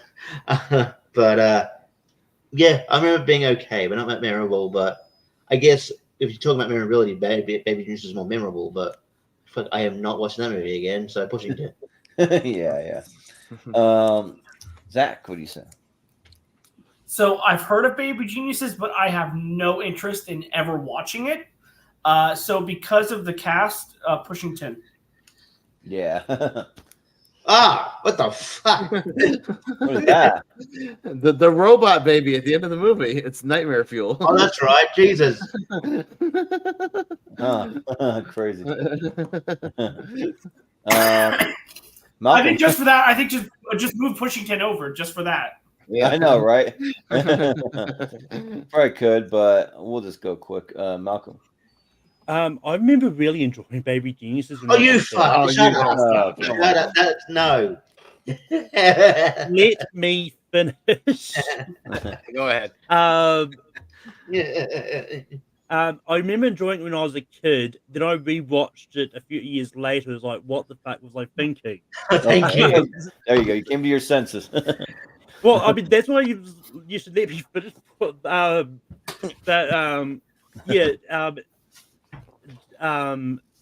The sequel was much worse, but just because of that, I'm voting Pushington. Yeah. Okay, I'm sorry. I'll let you finish your sentence next time. I didn't even know it was you, Malcolm, though, so that's why. I was like, come on, you know. Well, Austin, I know you're kind of, sort of, maybe like Baby Geniuses. No, it's not that I like it. It's just like it's one of the most insanely baffling bad movies. And you know me in bad movies. Like I am every time I go back and watch it, I'm just like, who was this made for? B, like what were they thinking? C, just like what are we doing? Like there's just insane scenes where little babies are like judo throwing grown men, and you know they're oddly enough it's gross. They're making like sex jokes with each other, and you're just like, what the fuck? Like what is this movie? And the second one's even worse, if you can imagine, with super babies. It's somehow worse. You have to see it at least once just to see like how insane it is. And yeah, Christopher Lloyd's in it. Like, what are we doing? So no, I'm not voting for it. I just wanted to talk about it. Because it's an infamously bad movie. And yeah, that somehow is a franchise that's still going on today. I don't know why. It should be killed dead with a hammer. So I'll go Pushington, even though I've never seen it. How did they get Kathleen Turner in this movie? What? They got Kathleen Turner in this movie as well. And freaking Bob Clark directed it. Bob Clark, Christmas Story guy. Directed this movie. It's insane. But I was thinking of a Baby's Day Out is the one you like, Austin. I want to know who's the guy that gave it a positive review. Yeah, right. I'm gonna look that up. Project time. You should find it. Yeah, but Baby Geniuses. The only reason why I've seen it is for trivia purposes, and I will never, ever, ever, ever, ever, ever watch this movie ever again because it's literally one of the worst atrocities ever made, and I just know like it's a crime this movie even exists. So I don't know what Pushington is, but that cast is stacked. So let's go Pushington. Yeah, but Jonathan. This felt it felt like the longest vote of my life. Yeah. Baby Geniuses. I'm gonna just go on record saying the second one is the worst movie ever made. Yep. It's the worst movie ever made. First one, it is one of the worst movies ever made. It's a waste of precious film that could have been used for something else. Pushington. It gives Son of the Mask a run for its money for being like it's one of the worst. The only one is Dwayne something. Dwayne E. Leslie from Box Office Magazine. 3 out of 5. With the recent popularity of baby themed shows, this film is perfect timing. Younger patrons will be drawn into the fantasy, while the humor is sufficient to keep adults interested. No, it's not. That is an incorrect statement. What baby themed shows is he talking about? Yeah, all those baby themed shows from back in all those 99. baby shows that I can't remember or recall right now. Yeah. Sure. Yeah. And apparently that TV show is only shown in Italy from what I They're like all on DVD. Go look it up. I believe you. I'm gonna do a fun project for you guys as we go along today. I'm gonna pull up all the posters for all these supposed movies. All right, so no, keep going, Malcolm. I'm just gonna overlay them here and there. Please, I don't want to see that poster for you, please. That Baby Jesus thing. I'm gonna Green Mile. La Mela Verde. Yeah, up against the general's daughter.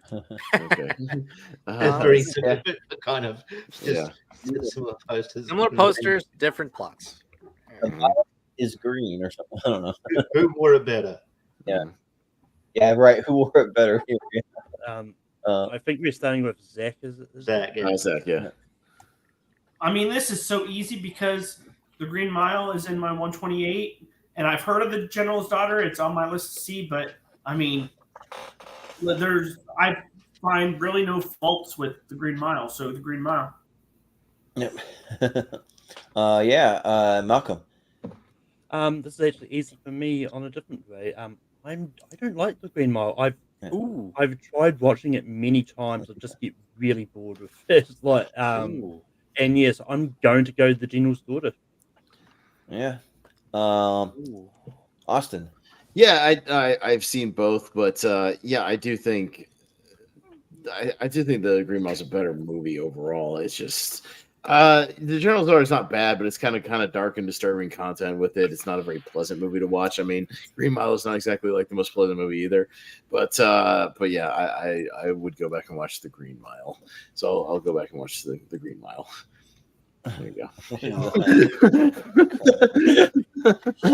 Holy crap. That's one of them. What is that?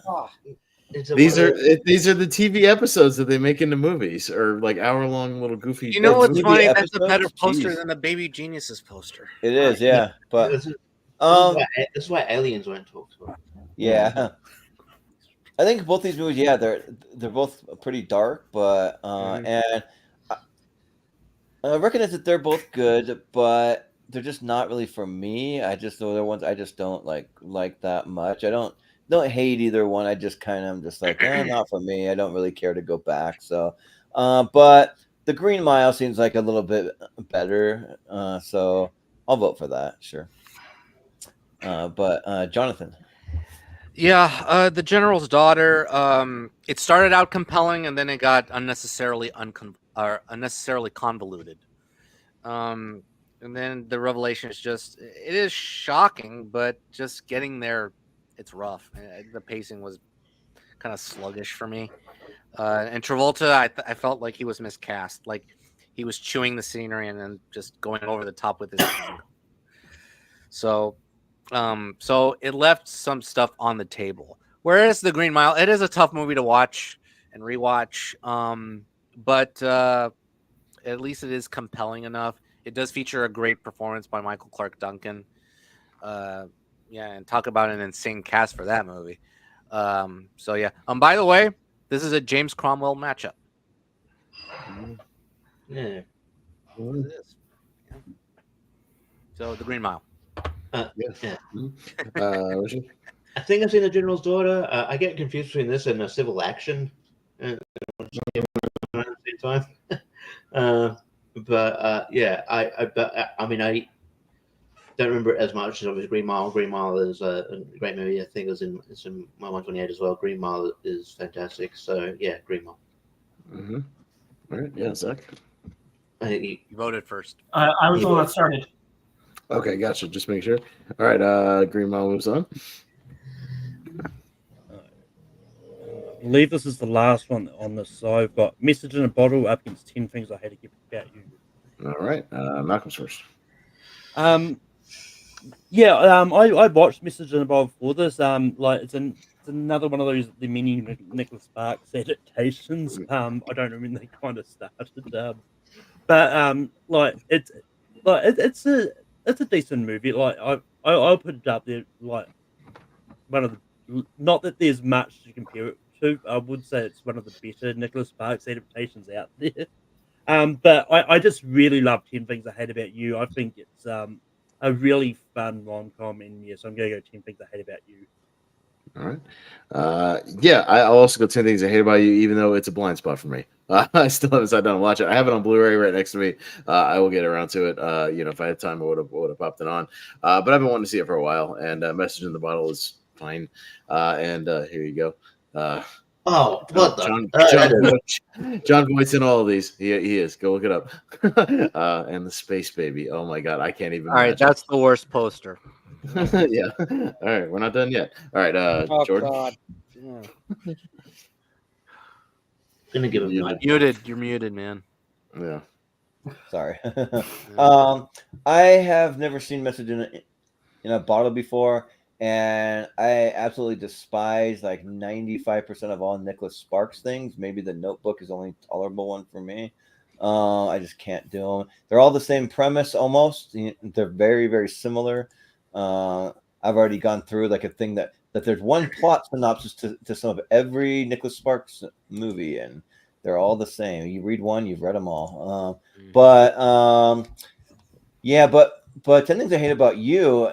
If I were to make a list of my top 10 rom-coms of all time, it'd probably be in my top 5. Like, I adore 10 Things I Hate About You. I think it's so good.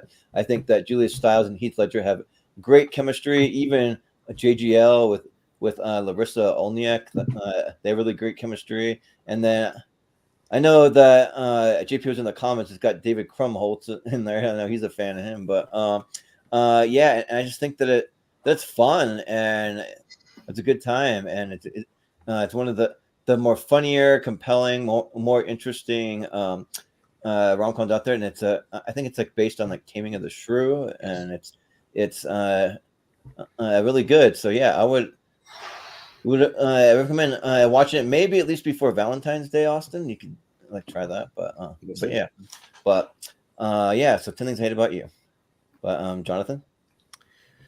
Yeah, you're right, Jordan, about Nicholas Sparks adaptations. They're all the same. Yeah, Message in a Bottle. Yeah, it was very corny. And we'll talk about another corny Kevin Costner movie in a moment. But you have all the posters too. The posters are like the same. It was not very good. Although Paul Newman does give a great performance in that movie. He does give a great performance. I'm not crazy about 10 Things I Hate About You. I think it was a messy narrative, but there's some great scenes in there, like the that iconic bleacher scene, where he's singing. That one. Yep. Yeah, Jane's got a gun. Yeah. But also, I think there are people, there are actors that they don't work for them.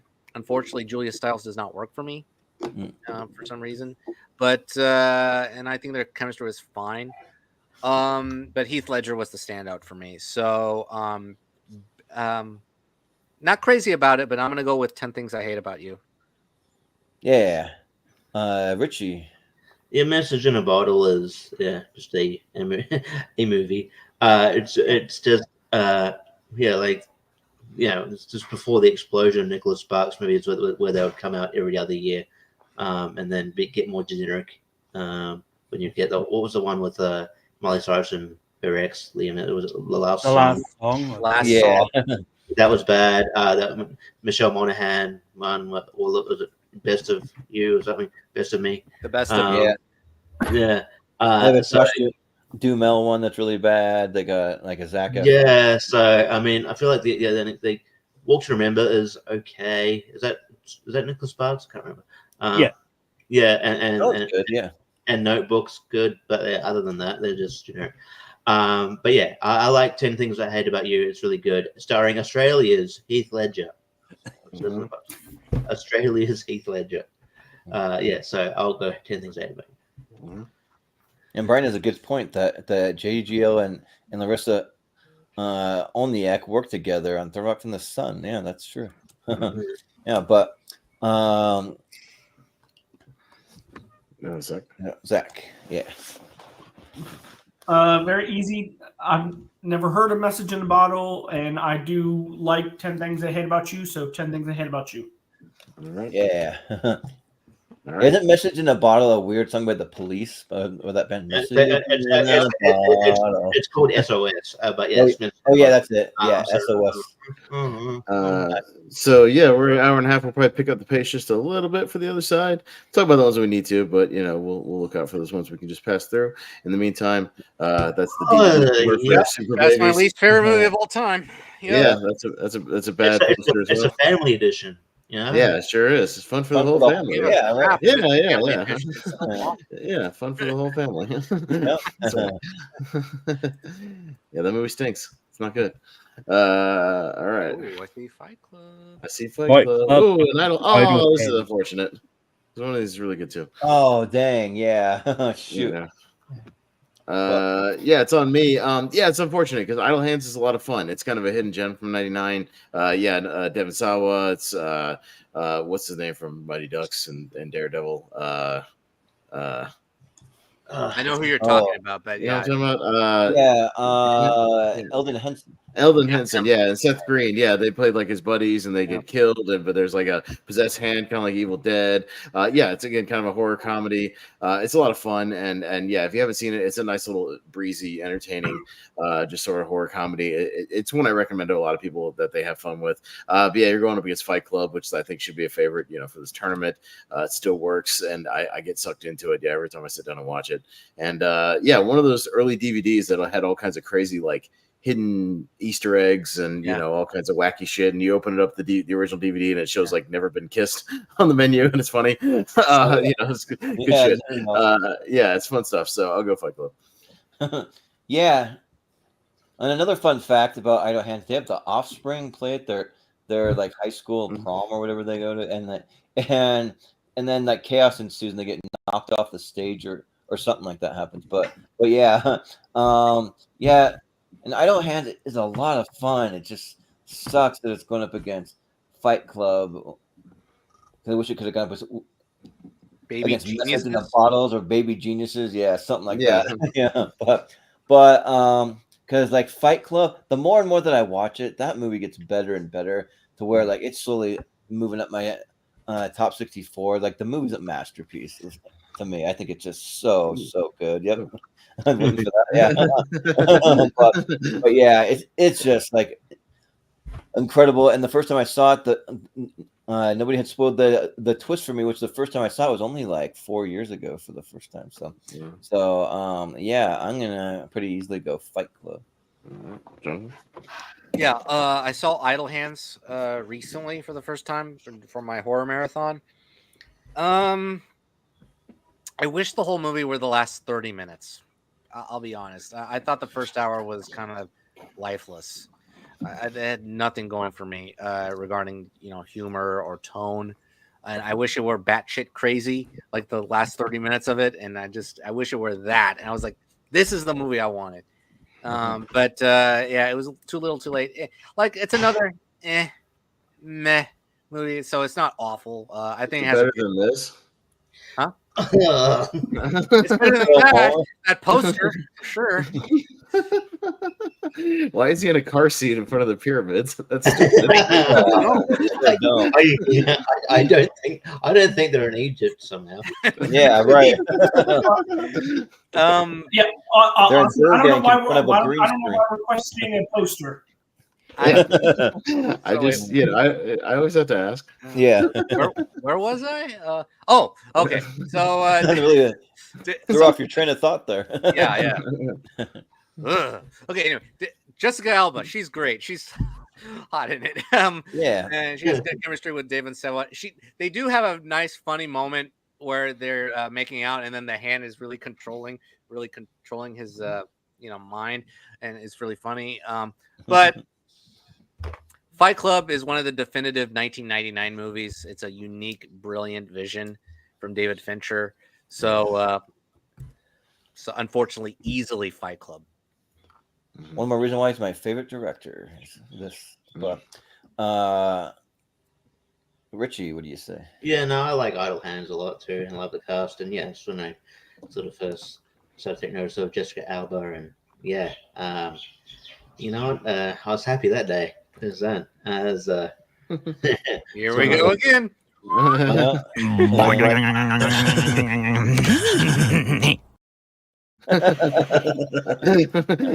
It's like, man, if I watch this back to back with Entrapment, I'd be like, oh yeah, man, my hand would be sore. Anyway, You wonder why you have medication for carpal tunnel now. When you're but Fight Club is a great film, even though I feel like it's one of those you can almost do like a mini tournament of great movies where people miss the point of them. So yeah, like it's a movie about toxic masculinity, but tough guys have it in there on their the poster on their wall. So I think you missed the point of it. But yeah, it's a great film. Don't play the PS2 game though. That game sucks for some. Yeah. So Fight Club. Yeah. Helena Bonham Carter is kind of hot in this movie too, as well. Yeah, she's pretty good. And R.I.P. Meatloaf. Yeah. Zach, what do you say? Yeah, so I'm not as high on Fight Club as a lot of people. I think it's good, but I maybe a little too overhyped. But because I've seen it, I haven't seen Idle Hands, Fight Club. Yeah. Malcolm. The tagline for Idle Hands sounds like it sums up people watching Idle Hands with all the hot people in it. The touching story of a boy in his right hand. Yeah. His right hand, yeah. That's basically it. I mean, yeah, that's it. Yeah. That's a great tagline, though. It is. It's a good tagline. Yeah. But yeah, I haven't got around to seeing Idle Hands. I'll probably will check it out at some stage. But I'm going Fight Club. Yep. Austin. First, yeah, Fight Club. Yeah. All right, Fight Club. Here's an alternate version of the Egypt poster. Why is he in a little plane? Why is he in a little Actually, that makes more sense. It does make a little more sense. A little more sense. Asking, yeah, what was that? It's like he's at the little kitty portrait place at the mall, like posing in front of the background. Yeah. Arlington Road up against Anna and the King. Okay. I like one of these a lot. Jordan? Oh, great. 2 movies I haven't seen.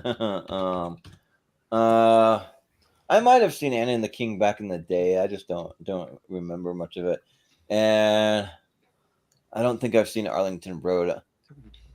I'm trying to look at it, and I thought maybe I'd seen it, but I don't think so. Arlington Road rules.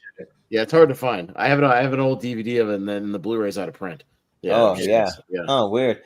But Anna and the King just seems a little more boring to me, so I'll go Arlington Road. Sure. All right, Jonathan.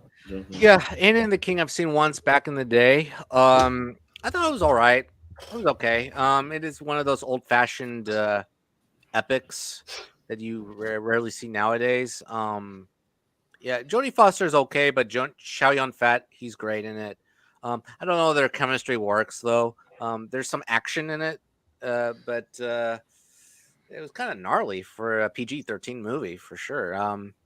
So it was fine. It was fine. I think I would call this a stream, to be quite honest. Jordan, you would definitely enjoy Arlington Road. Arlington Road is a good movie. I like this one. It basically echoes like some of Hitchcock's thrillers, with some like a small palpitating buildup to, oh my God, a sensational conclusion. Holy crap. I mean, Jeff Bridges. Yeah, I agree. Yeah, I think Jordan had to go do something real quick. So you're talking to him. He's not here. But I'll say this. Jeff Bridges sells the paranoia in this movie. Yes, he's very good. He sells it hard. And all I have to say is go watch Arlington Road. It's good. And I'm voting for that. If you can find it. Yeah, it's not streaming anywhere. Yeah. It's like has a weird rights thing where it's just not anywhere. It's just the last time I watched it was on I think it was on Showtime, but I was like in a free trial thing. And yeah, you have to be lucky to find it. Yeah. It's like not even on like streaming services to like rent, or buy. I mean, it's like just not there. It's not anywhere. It's weird. Like if you look at if you go online to look at the DVD, it's like 50. It's like it goes for a lot of money as well. So, on Amazon, the Blu-ray right now is $399. No, thank you. Like Criterion, please get this movie. Yeah, you can find used DVDs. Luckily, I bought a used DVD a long time ago, like at a used DVD store for a while back. So I have a copy, so I've held on to it. It's really hard to find, but it's a great movie. It's an underrated movie. Don't read the spoilers, please. Yeah, don't watch the trailer or read the synopsis. Even just watch it. Richie? Yeah, I haven't got around to watching Anna and the King. I like Jodie Foster and I love Chow Yun-fat. And I don't see him in much these days, but I really like the films I've seen him in. So I watch it. But Arlington Road is fantastic. I was pleasantly surprised when I saw it. Yeah, it is unknown, but Arlington Road is a fantastic film. I was chuffed when I think we did it was the movies that hadn't been on tournament fights, and I sent the list to Austin, and he's like, "Oh no, yeah, have to pick something else. I already picked Arlington Road." I'm like, I did not expect that because I didn't think many people knew this film. But this movie rules. Tim Robbins is fantastic as well as Jeff Bridges. But yeah, that's why Tim Robbins is sort of like one of my low-key sort of favorite actors, even though he doesn't work a lot. But yeah, so yeah, Arlington Road for sure. All right, yeah, Zach. I haven't seen either, but with how hyped Jonathan was for Arlington Road, we'll go with Arlington Road. Yeah. Malcolm? Yeah, I haven't seen Arlington Road. I'm definitely interested in seeing it. The director of Anna and the King has very interesting filmography. He started his career with It Takes Two, then he moved on to Fools Rush In, then he did Ever After, a Cinderella Story, then he did Anna and the King, and then after that he did Sweet Home Alabama, and then he did Hitch, then he did Fool's Gold, then he did The Bounty Hunter, then he did a movie I've never heard of before called Wild Oats, and then in 2020 he did a movie called The Secret Dare to Dream, and apparently he's got a movie called Unit 234 coming out at some stage. Started out well. Yeah. But the other unique thing I just found out, apparently he's credited in Greece as dancer number 19. But that being said, like just because I haven't seen Arlington Road, I've seen Anna and the King. I actually do like it, so I'm going to go Anna and the King. Yeah, but I'll echo the Arlington Road stuff. Yeah, Richie and I bonded over the fact that this is like one of those hidden gem movies that I just saw a long time ago because I just bought a DVD of it because I thought it was intriguing and I heard about it, and it's great. If you can find it, you may have to order a used DVD or find it at a library or something. But if you ever stumble across one at a place that sells used DVDs, pick it up immediately. It's worth your time. And it's hard to find. This movie's begging for a new remaster or something, and I think it'd be great. But this movie's awesome and a great kind of conspiracy thriller. It's really good. So I'll go Arlington Road. All right, that wins. Yeah, I think Kino Lorber would be more appropriate than Criterion. That's what I mean, something like that. Yeah. We've got Star Wars one of the Phantom Menace Lowdown. It's genies. What? Anyways, sorry. Genies? Yeah, weird. All right, Sweet and Lowdown. What is Sweet and Lowdown? What is that? No, what is it? Alia, Samantha Morton, Sean Penn, and Uma Thurman. I've never seen it. Yeah. All right, so Star Wars episode wins because none of us have heard of Sweet and Lowdown. All right, so I've never seen it. I don't love episode 1, but let's move it on. I mean, I did watch it for this. I was bored of it. So okay. Awesome. That sounds good. We've got American Movie up against Runner Over. Okay. Jonathan? Okay. Not crazy for either one of these. American Movie is okay. I thought it was just fine. I wasn't crazy about, it's one of those found footage movies of 1999. It was okay. I wasn't crazy about it. But Runaway Bride, it wants to be another Pretty Woman. It fails to do so. I think it was a little tedious to sit through again. This was one of those movies I rewatched over and over and over as a kid because it was PG rated. I don't know why. I think it's just okay. It's an okay romantic comedy. Runaway Bride is PG? It's PG. What? It's PG. What the fuck? Yep. You said that, and I was like, "That what?" It's rated PG. Look it up. PG. What the fuck? What? Yeah. Okay. So there's really no reason for me to watch that again. All right, excellent. Good to know. But I'll vote Runaway Bride. All right. Okay. Richie. I haven't seen American Movie. But I barely heard of it. I think I heard it once. You anti-American asshole! How dare you? An American movie. I'm too busy watching. No, sorry, I'm too busy watching Baz Luhrmann's Australia. Okay. But your Runaway Bride tries desperately to rekindle the magic of it's like, hey, we'll put these two that had great chemistry in Pretty Woman. Let's try to recapture that magic. And it's like, but you need a good script as well, and it just doesn't have that. So it's fine. It's a movie, but I've seen it. So Runaway Bride. Yeah. Zach. Short and sweet. Runaway Bride, just because I've heard of it. Yep. Malcolm. Yeah, American Movie is this this documentary about these two guys making a short movie. It's one of those ones it sounded interesting on paper, but it's like I watched it, it's like these it was just a really boring documentary that I just lost interest in halfway through. It was like I kept on watching it because it was really hard to find full. I found it in various parts on YouTube. This was luckily it was in a playlist where they just had each part in sequential order. Thankfully, but yeah, I actually really enjoy Runaway Bride. I think it's fun. So Runaway Bride. Yeah. Austin. Yeah, no, I mean, American Movie, I remember hearing about it because I saw it in different, Entertainment Weekly magazine articles about, cult movies, and it's, this kind of cult documentary. It's not, the best thing I've ever seen. I understand why people kind of dig it because it's just one of those just homegrown kind of honest movies with these guys. But, yeah, it's not great, and neither is Runaway Bride. It's fine. It's the battle of who's going to lose to Arlington Road, so I'm fine with that. So, I'll give a pity vote to American Movie, but Runaway Bride will lose to Arlington Road, so I'm fine with that. Are you sure it's Arlington Road? Or didn't we just vote on that? No, it's going to lose to Star Wars. Oh, it'll lose to episode 1. That's fine. It'll lose to That's yeah. fine. Yeah, pass. This is a big fat pass for me. American Movie though, it's got 90% Rotten Tomatoes, but I don't think it has a ton of reviews though. So, and I just don't care about Richard Gere, and I don't care about this movie. I just don't. I mean, I do care about him in Pretty Woman. That's about it, though. I don't like him. Not Primal Fear.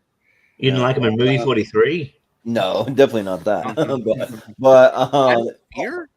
I'll vote for American Movie. Sure. Do you care about it more than the Baby Geniuses TV poster? No, I'd rather watch Baby BSI Baby Squad Investigators. 26 episodes, guys. Who wants to watch? Who wants to do a marathon?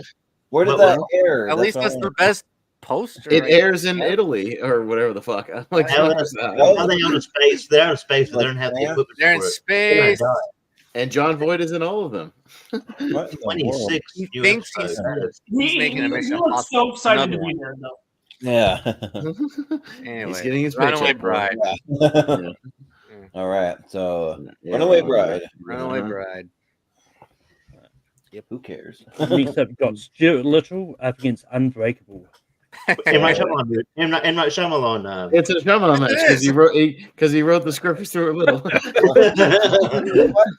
Yeah, he did. That's a little fun fact. Yeah, it's funny. So Unbreakable wins. All right. Yeah, Unbreakable is the better of the two. Yeah. I'm sure Zach likes Stuart Little more than Unbreakable. I like Stuart Little. Although I like Michael J. Fox as Stuart Little. I do like it. Was Brian Nussbaum? He's in the chat. Unbreakable wins. No, I would have voted for. I would have voted for Unbreakable easily. Yeah. Okay. We've got Gladiator up against Gladiator wins. Gladiator. Oh my God! This felt like Hugh Grant. Another one of these. Jesus Christ! Yeah. I don't like how many of these Blue movies? Eyes. How many of these movies with the same poster are you gonna fucking make? Yeah. Hugh Grant's work now is fantastic, but we have a better mob comedy. Yeah. I also really enjoy. I'm one of the few that really enjoyed Mickey Blue Eyes personally. But yeah. Sunday versus yeah. Here's the better football movie. Yes. Yeah. All right. So Richie, Any Given Sunday, Princess Mononoke. Yeah, Princess Mononoke is a blind spot for me. I know, people I think was it Jacob Barber that really likes this movie, and a few others, so I need to really watch it. But Any Given Sunday, I think is great. It's one of the better also one of the better Cameron Diaz performances. I don't she can be hit or miss, but yeah, I think it's really good. And again, a lot of '90s films, great, just weirdly stacked cast. So yeah, and I really enjoyed it. So I'll go Any Given Sunday. Yeah, Zach. Yeah, so I've never seen Princess Mononoke, but I have seen Any Given Sunday, and I do enjoy it. I actually want to rewatch it because it's been a while since I've seen it. So Any Given Sunday. Yeah. Malcolm. Yeah, I like Any Given Sunday. I do think it's a really good movie, but I love Princess Mononoke. I think it's definitely one of the best like Ghibli movies out there, and yeah, it's just a lot of fun. So I'm gonna go Princess Mononoke. Yeah. Austin. Oh, sorry, I was watching the on another tab the Baby Geniuses TV show on Tubi. So if I seem a little distracted, I'm Okay. it's yeah, no, the first episode is the Crown Jewel thing, which is one of those stupid movies. So yes, they literally just turned like the whole thing into a movie, strung out a couple of TV episodes into a movie. No, Any Given Sunday, yeah, I refer to it as kind of the better football movie. I don't love Oliver Stone, but yeah, this is a solid one. Al Pacino is definitely Jordan in full like hua mode in this movie, especially his motivational speech. But like, but it's not bad. And yeah, this cast is again super stacked. And yeah, they didn't have rights to any like NFL teams, so it's like the Miami Sharks and the whatever, like it's like these like fictional teams in the movie. But yeah, it's not bad. And yeah, it's one of the better Oliver Stone movies. So I'll go Any Given Sunday. Yeah. Yeah, they still are. Like, had how many seasons of that Baby Geniuses show, and then they're canceling like Time Bandits, and they're canceling other stuff that's actually good. I just don't get it. I don't know, but here, so I took 3 years of Japanese in high school. I know a very minimal amount, but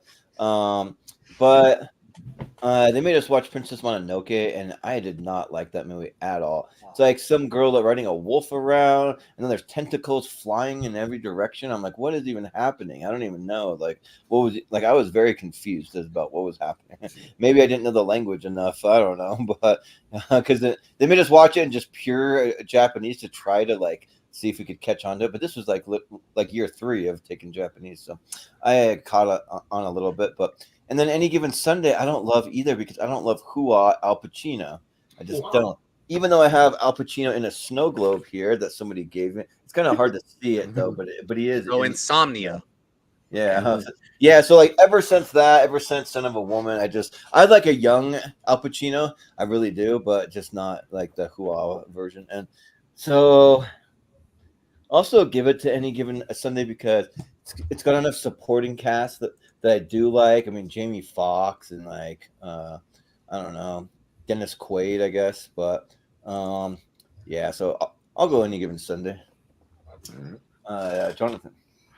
All right, I was what was I playing in that Any Given Sunday? In that Oliver Stone bullshit. I was playing a football coach of a fictional team. That's bullshit. I wanted to be a coach of the Miami Dolphins. Yeah. Bullshit. Anyway, it was great reuniting with Oliver Stone after that Scarface experience. Ha! Oh, you mean Brian De Palma? No, Oliver Stone wrote Scarface. I know, he didn't direct it. Yeah.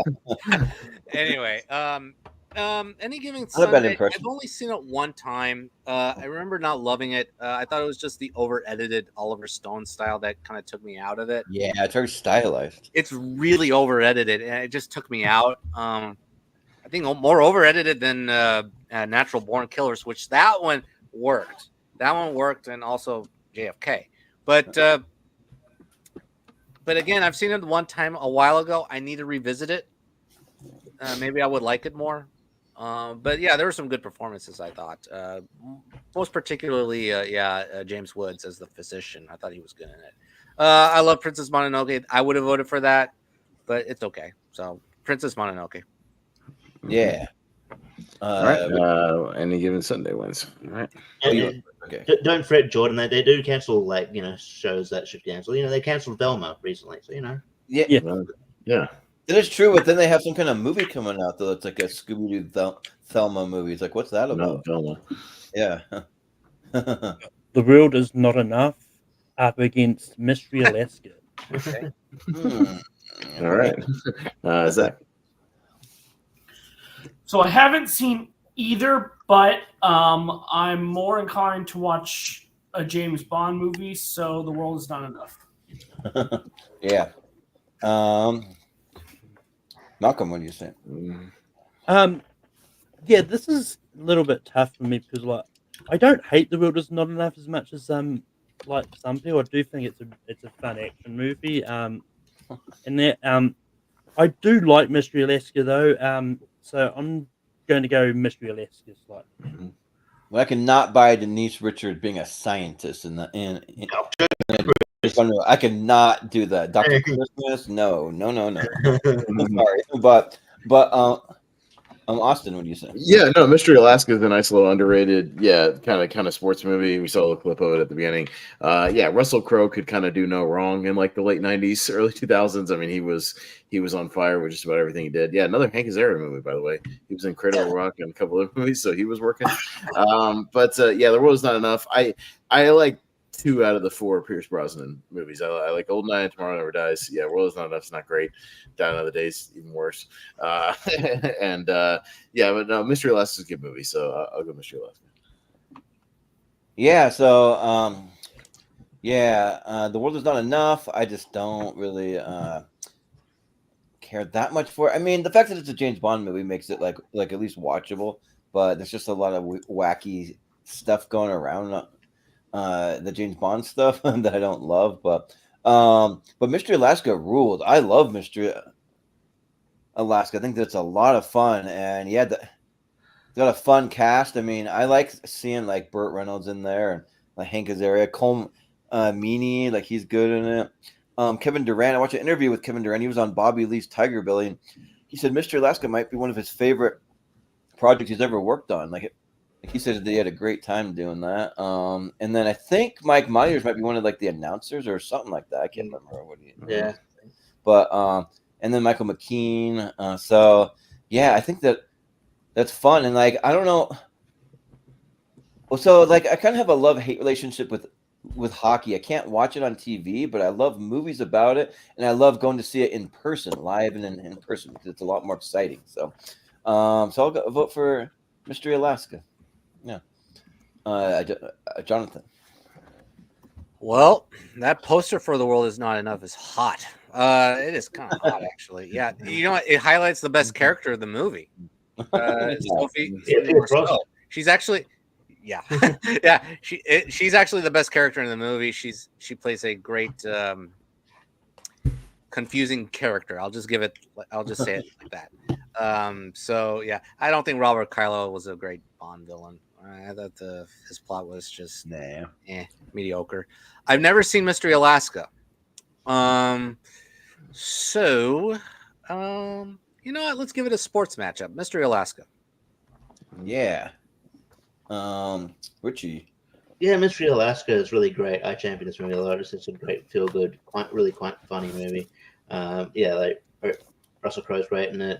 Hank Azaria is a great sort of dick in this film.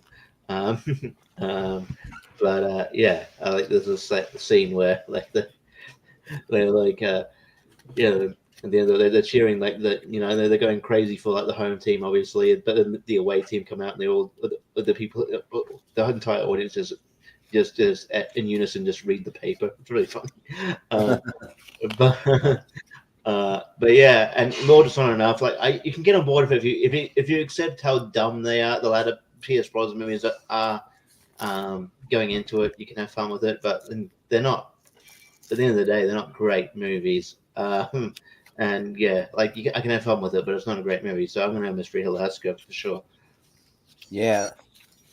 But we'll throw in there though that the hockey is a lot of fun to play. I used to play street hockey with like all my friends in the neighborhood, like at least once a week as a kid growing up. But we did that stuff all the time. It was fun. All right, Mystery Alaska moves on. Yeah. Would you guys like a bargain? I'll show you a great bargain you can find on Amazon. All 3 on one disc. Come on, you get it for the friend you hate for $6.49. Yeah, that'd be good, like white elephant gift at a party. You'd have to pay me to accept that. Do we have to vote on this? What the hell is Snowball? Yeah, I don't know if that is. Yeah, I want to talk about it very quickly, actually. You can talk about it, but The Insider's going to win because that's another great Russell Crowe. I'll say this. Yes. The Insider is my number 1 of 1999. Snow Falling on Cedars, it's great to look at. Courtroom drama, it's iffy, but it does have a great conclusion. The Insider, excellent, top to bottom. Yeah, and Al Pacino's good in that movie. He's not who in and up in that movie, Jordan. No, he's not. He's actually very low. No, I've actually seen it, and like it's good. I still don't like love Al Pacino, in it, but Russell Crowe's really good. So we got back-to-back Russell Crowe movies. So that's no, I'm good. Thomas Crown and Midsummer Night's Night's Dream. Okay.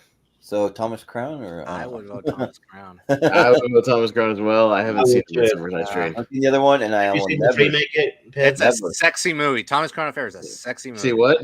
Have you seen this remake yet, Pez? I thought this one was your blind spot. Yeah, no, I'm familiar with it. I think I've seen like pieces of it on TV one time, but I haven't gone back and watched it. Like again, a lot of these movies I either saw pieces of it or I haven't seen them in like 25 years. So It's one of the better remakes. It's fucking great.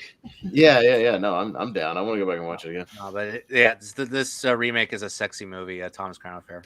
Yeah, there's a lot of horny movies from '99. Midsummer Night's Dream is also another one. Really, It's certainly better than The World Is Not Enough. Yeah, actually better than a Bond movie. Yeah, so I'll go Thomas Crown. We can just Thomas Crown. Yeah, I will as well. Sure. Yeah, same. You can put. Yeah, I think everybody said they would. So yeah, I would have too. So I wouldn't have. I would have voted Midsummer Night's Dream. Okay. If you want to champion it, you can champion it real quick, Malcolm. Like, I mean, you can say a piece about it before you move on. That's fine. I mean, look, it's one of those ones like I don't think Piers and Jordan would like as a Shakespeare adaptation, but like it's one of those ones like it's one like his more fun plays and it's like it's got a really sick cast. You got like Rupert Everett and a whole bunch of other people. Evan Klein, Michelle Pfeiffer, Christian Bale, Stanley Tucci, Calista Flockhart, Dominic West. Yeah, again, all these movies. Every single one of these goddamn movies has like a stacked cast. What the hell? With this era of having a stacked cast in every movie. I mean, it's one of those ones. If you like Shakespeare things, and you'll probably love Midsummer Night's Dream. It's one of the better Shakespeare adaptations. Okay. All right, cool. Bone Collector. Oh, the other Denzel movie, yeah. Bone Collector. Sixth Sense. Oh, sorry, Bone Collector. Yep. Sorry. Yeah. Bone Collector, you got a little. And Bone Collector's average anyway. It's fine. Yeah, it's mediocre at best. Yeah, I don't like Denzel sitting in a damn sitting in a bed the whole time. Yes. He's talking to Angelina Jolie in a fucking radio. Yes. Yeah, it's not great. It's really an Angelina Jolie movie. Yeah, another Angelina Jolie movie. She was working too in '99. Really... But Sixth Sense is better than people give it credit for, even now. Like you just forget how good it was. It's fucking great. Yep. Yeah, Well, maybe Angelina Jolie needs to ask her dad what the hell he's doing in these Baby Geniuses movies. They talk because these are paychecks. That's annoying. I mean, maybe they don't. Yeah, I don't know. Yeah. Anybody gonna champion the Bone Collector, or will? And No, I think Sixth Sense is great. Yeah, Queen Latifah does more stuff in Bone Collector than Denzel does. That's not one of my favorite Denzel movies. Yeah, Sixth Sense rules. We all know Although, Sixth Sense. Supposedly, I think when we did the M. Night Shyamalan ranked him, I think Unbreakable ended up number one. Yeah. No, I mean I could understand that. I think it's a lot of these early Shyamalans could be the number one. That or Signs or Unbreakable. Yeah, Sixth Sense. It's all good. Yeah, that's fine. We've got Mansfield Park up against the my God. Well, we can go talk about another movie that I forget exists because when Chris O'Donnell was still a thing in the '90s. I've seen one of these. We could talk about it, but I think it's going to be Mansfield Park, probably. Well, I don't know because I haven't seen Mansfield Park. Well, we can. We can talk about it. We'll talk about it real quick. Malcolm, good. That The Bachelor is one of the lowest rated movies of any of these movies on this bracket. I'll tell you why in a moment. Yeah, but I think I've seen The Bachelor. I honestly don't remember if I have or not. But I actually did watch Mansfield Park for this, and it's one of those ones that I do think is a good movie. Like it's a fun Jane Austen adaptation, and that it's one of the books that I didn't know much about beforehand, and I think it's good. So I'm going to go Mansfield Park. Yeah, Austin, what do you say? Well, I saw a magic word in Mansfield Park's description that puts me off immediately, and it says it's an adaptation of a Jane Austen novel. No, thank you. Fucking, I can't stand Jane Austen. That shit is not for me. That's my mom's kind of stuff. I don't care. Look, The Bachelor's not good. I wish I had a problem where I had to get married to inherit $100 million. I wish I had that kind of, first world problem. you know? Why is he acting so terrified? Look at all these women. Yeah, I'm so terrified of all these women. Yeah, these probably and of all of them, he picks Renee Zellweger. That's weird. So that seems odd, because There's also Brooke Shields. There's Mariah Carey. There's a lot of other. There's Sarah Silverman. There's a bunch of. Yeah, this is also when Artie Lang was still in movies. Anybody remember that? Yep. Yeah. How does he pick? How does he pick Renee Zellweger over Marley Shelton? Wendy Peppercorn from The Sandlot. How do you not pick that? movie? Oh, I forgot about that. Yeah, how do you not pick her? Like, pick Marley Shelton. That's the correct answer. First world problem movie. It's not good. Yeah, this was kind of the last gasp of Chris O'Donnell. This and Vertical Limit before he kind of faded and went to TV. I mean, granted, he's been on TV for a while, so good for him. He found a gig and he's still working. I'm happy for him. But I'll go to The Bachelor just because it's so absurd and such a time capsule of the problems we had in this type of movie back in the day. Yeah. Well, I haven't seen either one of these. I don't know if I can vote for The Bachelor. It's 8% on Rotten Tomatoes. 8. I didn't say it was good. Yeah. But Mansfield Park, my mom is a big Jane Austen fan, so that's up her alley. It's not for me. And there's a girl that I was talking to for a little while, and that honestly could have been one of the big reasons why we didn't vibe, is because she was really into Jane Austen. She went to like England and went to places where Pride and Prejudice was filmed. She's sending me videos back, and I'm just trying to be nice. Oh, yay, whoopee! I'm just whatever.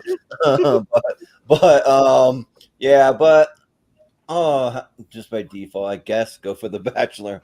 I don't know. There's a Three Stooges short that does this premise better in 18 minutes. It's called Brideless Groom, and it literally does this much faster, where Shemp has to get married in a day to inherit a whole bunch of money. And it's the same thing, but it does it much more expediently in 18 minutes. Rather than just dragging it out. Go ahead. But when that girl sent me that video, I turned into Anakin Skywalker. I was like, yippee, or whatever he does. Jonathan. Yeah, The Bachelor is one of the most misogynistic, offensive, inept movies I've ever seen. It was one of the worst movies of 1999. Mansfield Park gets my vote. Yeah. The budget of The Bachelor, $51 million. What? Well, look at all those extras behind him. How does that movie cost $50 million? No wonder Hollywood's dead. Yeah. We are wasting money on. Holy shit. Where did all that money go? Crazy. What's the inflation calculator on that? Holy shit. What does that mean? Well, think about it. Chris O'Donnell was sort of hot in that day because Batman and Robin, and but I just. It is baffling. It would have been interesting in a different timeline, because he almost wasn't Robin, wasn't it? Marlon Wayans. Marlon Wayans would have, because he was contracted for Batman Returns. Yes, so that would have been weird. Anyway, Richie, go ahead. The Bachelor is not a good movie. Mansfield Park's not up my alley. I'll go Mansfield Park, but not enthusiastically. Well, Chris O'Donnell must have done such a great job. They put him in Vertical Limit after this. That's almost $100 million now. Can you imagine if they made this movie for $100 million? This Bachelor, what the fuck? That's Oppenheimer. That's the you can make an Oppenheimer for that with all the people that has in it. This Hollywood executive be having a stroke. But Zach, what do you say? Yeah, I haven't seen either, but I'm going Mansfield Park because I cannot stand Renee Zellweger in most movies. So Mansfield Park. Same here. I don't really like her. Mansfield Park. Let's move all right, so Mansfield Park. That's fine. Just let's bury this thing in the ground. Malcolm's happy. See, Matrix. Ooh, there it is. Matrix up against Big Daddy. Sorry, Adam Sandler. Wait. Can I ask? Who was the one who championed that Big Daddy was going to be the best of 1999? Oh, Brian Nussbaum said Big Daddy was going to win a tournament, or he hoped to win a tournament. I was like, bro, do you know the competition you have in this damn thing? No. We're looking at it right now. Yeah, this is the kind of competition it's going up against. It's not going to happen. Look, we can go around and vote and say our piece will be. That's fine because it is a well-known movie. I'm first. I mean, I don't hate Big Daddy. I think it's a decent, Sandler movie. I think most of his 90s stuff was good, before he fell off. And it's watchable. It's got, all the cast is funny. yeah, I mean, it's certainly one of the in the upper half. But yeah, you're going up against The Matrix, and The Matrix is The Matrix. We just recasted it. That was a lot of fun. One of my favorite movies of all time. So yeah, sorry, Big Daddy. Sorry, Brian. It's not going to be The Matrix. It's just not. Yeah. Actually, it looks like Malcolm made a mistake. Actually, Big Daddy's supposed to go up against The Bachelor, so we need to switch that. All right. Because this is very unfortunate. Oh, 'cause I love Big Daddy. It's in my top probably at least 10 Adam Sandler movies. But yeah, The Matrix is my number 2 movie of all time, and for years it was my number 1. And this movie's just like absolutely incredible. That's why I based kind of the thumbnail off of it. So yeah, The Matrix. But I'll just say one of my favorite Big Daddy lines: "I wipe my own ass." Oh, me too. So yeah, but Jonathan. Yeah, that transitions from like one of the funnier scenes to one of the sadder scenes with that. You know that line. You know what scene I'm talking about? That sad scene. Yeah. Oh but yeah. only love can break your heart. Oh yeah, that's right. Okay, so Big Daddy. Yeah, I like this movie. I like Big Daddy. Yeah, and by the way, that was the other Rob Schneider I was thinking about. It was between 3 of them. I was like, which one? That one? Deuce Bigelow? Oh, Big Daddy. Yeah, Big Daddy was one of them. So I do like it. Adam Sandler actually gives a good. I would pick Big Daddy over Baby Geniuses for sure. But no, Big Daddy is good. I like it. It's kind of sweet. It's emotional. And if you're a single father or a father to be, you could relate to it. Yeah, I like it. And Leslie Mann's in it. And oh god, what's her name? Oh, Joey Lauren Adams. Joey Lauren Adams. Thank you. Yeah, she's great in it. Yeah, I like it. But this is a weird coincidence. I've got the Baby Geniuses show on in the background on my phone, and they're talking to they're interviewing a guy who has a chain called Big Daddy Burgers. This is a very weird coincidence. I swear to God, this is a real thing. And his name is Beauregard Burger. What? He had to have a last name Burger to own a burger joint. Yeah. He just happened to be a big fat guy who loves burgers and now owns a burger joint. Okay, but you're killing your brain cells. What are you doing? I just had to. I was about to talk about The Matrix. Yeah, I'm sorry. Speaking of green screen, no. Anyway, not good. You know what? I witnessed the joy of watching The Matrix through another generation's eyes this year because I witnessed my little brother watching it for the first time this year. Ooh. And he loved it. That's how great it is. I mean, 25 years later, I mean, he loved it. I still love it. The Matrix is also one of the definitive movies of 1999. It's an excellent sci-fi film. Say what you will about the sequels, but this movie is phenomenal. So The Matrix, hands down. I'm so sorry, Big Daddy, that you have to go up against a juggernaut, but The Matrix. Yeah. The baby just farted. That was funny. He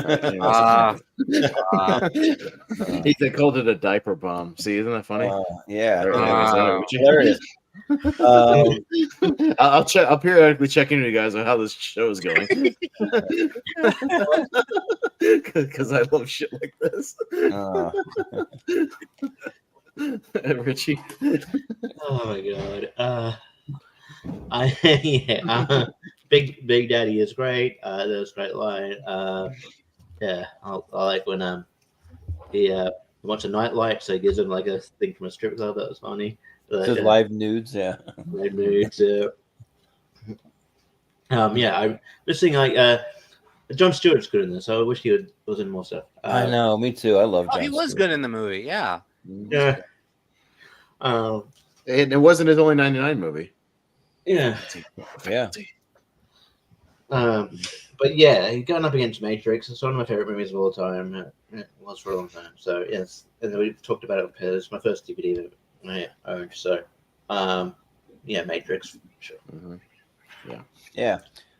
Zach. Yeah. So to me, The Matrix for me is the same thing with Fight Club. It's like I'm not very high on the movie. It's a good movie. I can't be here. Oh my God. I'm not saying it's a bad movie. It was nice having you, Zach. We'll see you next but I mean, it's going up against Big Daddy, and it's better than Big Daddy. So Matrix. But I get what you're saying, though. It's like when they play the same song on the radio over and over, or people always hype the movies up. Yeah, I kind of get that. But Malcolm. Yeah, I like Big Daddy, but the Matrix is incredible. Like I think it's great, and I'm one of the few people that do actually like the sequels as well. I enjoyed like all the Matrix movies. But yes, I'm going the Matrix. All right. Yeah. Sorry, Sandler. And I don't think that I've ever had a movie blow my mind like that, the way that The Matrix did when I first saw it. It was just like an experience that I just just sticks with me. Oh boy. Pokemon the first movie. Oh no! Oh, more you, Grant. Oh, jeez. Come on, more right. like very mediocre Julia Roberts. Hey, excuse me. Excuse me. No, thanks. Not for me. Jordan, go ahead. Me first. Just go first. I can't believe I have to vote for a Pokemon movie. Like, You don't have to. No, but I hate Notting Hill. Like, I hate that movie. I just cannot do it. Like, it just bores me to tears. It's just not good. So yeah. And my mom and my sister went to Notting Hill and like sent pictures back, and I was like, great, okay, whatever. So yeah, Pokemon. Jonathan. I've never seen Pokemon the first movie. No. I'm sorry. Wait, hold on. I've seen 2000 was the one I have never seen. This one I've seen. Okay. It's fine.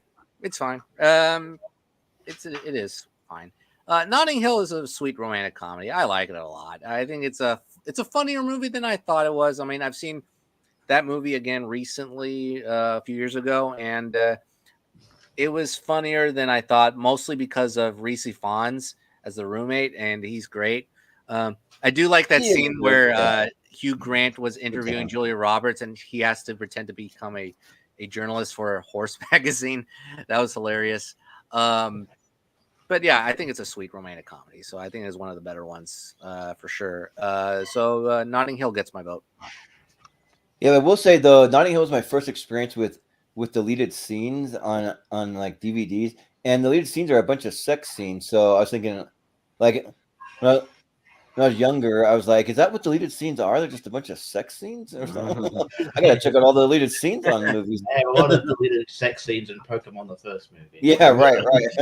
Woo-wee, hell yeah. Between Team Rock. Oh God. Yeah, but Richie, what do you say? So what do you think? I can't stand it. There's Notting Hill Slater. Notting Hill is great. I like Notting Hill a lot. I think Reese Fonz kills it with like it being the sort of comedic flatmate. Dylan Moran, I don't know if you know his work. He was in the TV show Black Books. He's also in Shaun of the Dead as like that sort of the nerdy guy that gets he gets killed later on. But he's in this film too, and he's fun. Yeah, I don't know. I just think it's more charming than the and sort of less sort of cliche than the other Julia, maybe Hugh Grant films that and Julia ones that you'd come to expect. Sort of.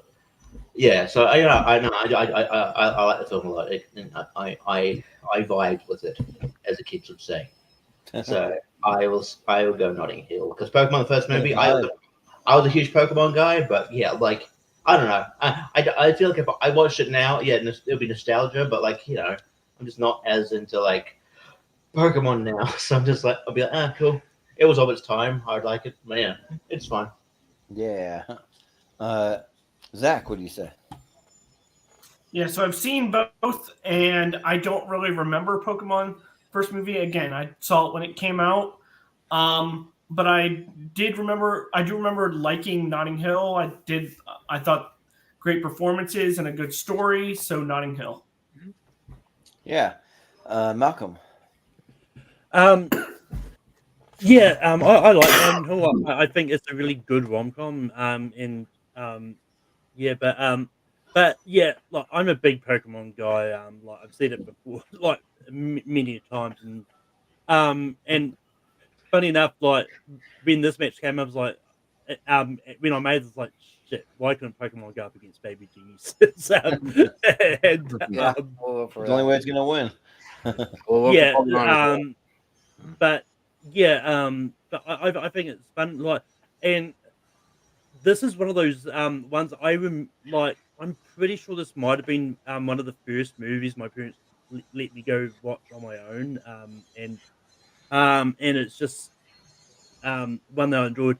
I think I was bummed out because I was too late to get the limited edition card they were giving away with it. But yes, I'm going to vote Pokemon here. I used to have like thousands of Pokemon cards in middle school, and then once I got out of middle school, I gave one to my cousin. He like nearly had a hernia, like because I gave him this huge stack of cards. So yeah, but Austin. I could be a dick and vote for Pokemon and tie it up and make Richie waste his tiebreaker on this matchup, but I'm not going to do that. It's because I don't care that much about Pokemon. I'll go to Notting Hill, but I haven't seen it in 25 years, so I couldn't tell you if it works or not. But that's fine. Yeah. At least you've had your first sort of solo film without parental guidance at a big name film. You know what my first film was like that? It was C Spot Run with David Arquette. Hey. We've got At First Sight up against Love of the Game. My first film was like Teenage Mutant Ninja Turtles 2: Secret of the Ooze, so that was early, I guess, on my first movie. Jonathan. I rarely say this. I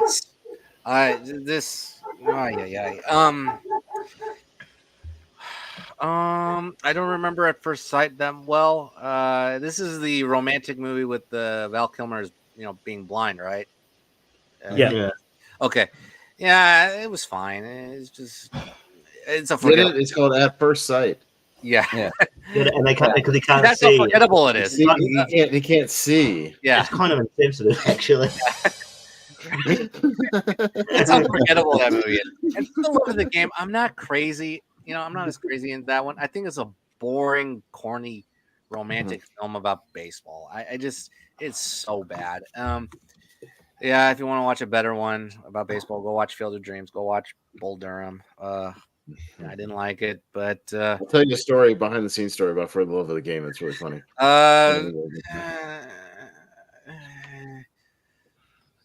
At First Sight, I guess, but I'm not crazy about either one of them. That is a cheesy title, though. Yeah, it's kind of weird. But Richie. Yeah, I remember watching At First Sight, but it was like, and I remember one scene that made me laugh, but it's also nonsensical because I don't know why he would. So, like they go past this like neighborhood, it's got like all this graffiti and stuff, and he's like can't see, but he's marveling at the artwork. Like, oh, this is beautiful. But it's supposed to be like for the last. But like, how would you know? How would you have an opinion one way or the other? You're blind. But I don't know if it's through Braille or whatever. But I can't remember exactly. But I found that weird. But like. That was like the one. He smelt it, and it smelled. That was like the one funny. That was the one funny moment in a very dull sort of movie. And for Love of the Game, I haven't seen, but haven't heard great things. So I'll go At First Sight just because I've seen it. Yeah, Zach, you've seen it, but that guy can't see. There's only one movie that I've laid my eyes on, and that is For Love of the Game, and I thought it was good. So For Love of the Game. Yeah. Malcolm, you got any sight puns for us? My pun was just going to be I haven't seen either of these movies. That actually works. But it's one of those ones like, whatever happened to Mira Sorvino? Like, because I'm really assuming she used to be all over the place, like in the 90s, then she kind of fell off lately. I know she was a producer. That's what happened. Yeah. Well, yeah. She was a producer in The Sound of Freedom. That wasn't that. Yeah. Apparently, she was in something this year called The Image of You as well, but I have never heard of that. But the one I probably would check out first is like, I've kind of started like gotten onto a Kevin Costner kick recently. So I'm going to go For Love of the Game. Yeah. Austin. At First Sight would make a great double feature with another movie we haven't seen yet in this bracket, Eyes Wide Shut. Yeah, double feature. Hey, Or, I don't know. When did it come out? You could do At First Sight, then follow that up with Out of Sight. Out of Sight, yeah. And then you can watch the Stallone movie I See You. You know, there's all kinds of great movies you can watch. Eye of the Beholder. Eye of the Beholder. Yeah. The only thing I remember for Love of the Game, I saw it in theaters. I remember being like the longest movie I've ever seen. Like, holy shit. Like it's like 2 hours, 17 minutes, but it felt, oh my God, it felt like 4 hours. Like, because it just kept being like, okay, here's an inning from the game, and then let's flash back to 10 minutes of bullshit. And then there's another inning of the game and flashback to 10 minutes of bullshit. And so the thing behind the scenes, if you go look it up, this is a real story. Kevin Costner like wanted to do like full nudity in this movie. You don't want to show his dick. And they were like, bro, this is like a baseball movie. Like, what are you talking about? and he literally got into like a fist fight with like the producers of the movie because he adamantly like wanted to show his dick and almost got into a fight with like Raimi and all the producers. I swear to God, go look this up. And he was like adamant about like doing like a love scene where he showed his penis. And they're like, bro, this is a PG-13 baseball movie. So porn? You wanted to do porn? Like, I don't know. He just was adamant about like whipping his dick out in this movie. So I go look it up. It's insane. Color of Night. It has its love in the title. I have to. Yeah. So I'll go At First Sight because For Love of the Game is boring. Like the baseball player, he's gotta have big dick energy. He's gotta show it off. Yeah. Sam Raimi, right? Oy. Yeah, I've never seen At First Sight. For Love of the Game, yeah, it's all right. I mean, I low-key almost kind of like it better than Bull Durham. I don't actually really like Bull Durham. God. I think that movie's kind of drags. I don't know. But his best baseball movie is Field of Dreams. But I'm gonna go with For Love of the Game still. Yeah. For the Love of the Game originally included a steamy shower scene featuring full Costner. Yes, Costner's penis made a cameo appearance in the movie until the studio insisted on cutting it from the movie because they went, no, this is a stupid baseball movie. Stop it. So, yeah. Richie's got the tiebreaker here. Yeah, and then he almost got into a fight over trying to keep it in the film. So there you go. He was insisting on showing his dick. All right, that's a real thing. America needs to see my penis. They need to see my penis right now. Yeah. All right, what'd you vote for, Jordan?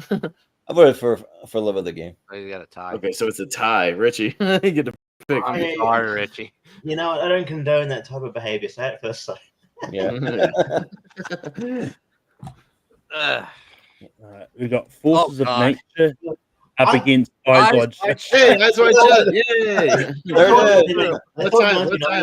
Man, we could have had a great matchup. Gosh. Yeah. Eyes Wide Shut moves on, right? Yeah, Eyes Wide Shut. Yeah. Forces of Nature. Eyes Wide Shut is Kubrick is fucking great. That movie is amazing. Yeah. It's one of two great Tom Cruise movies from '99. Yes. Oh, yeah. That other one is not here, right? No, it's not tomorrow. Okay. Yeah, so this is the one Tom Cruise movie tonight. Yeah, but it's good.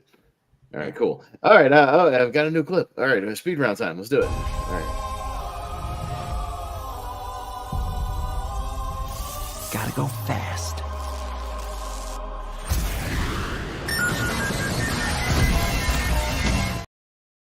All right. We gotta go fast. I like that. We gotta go fast. Let's do it. That's pretty good. All right, here we go.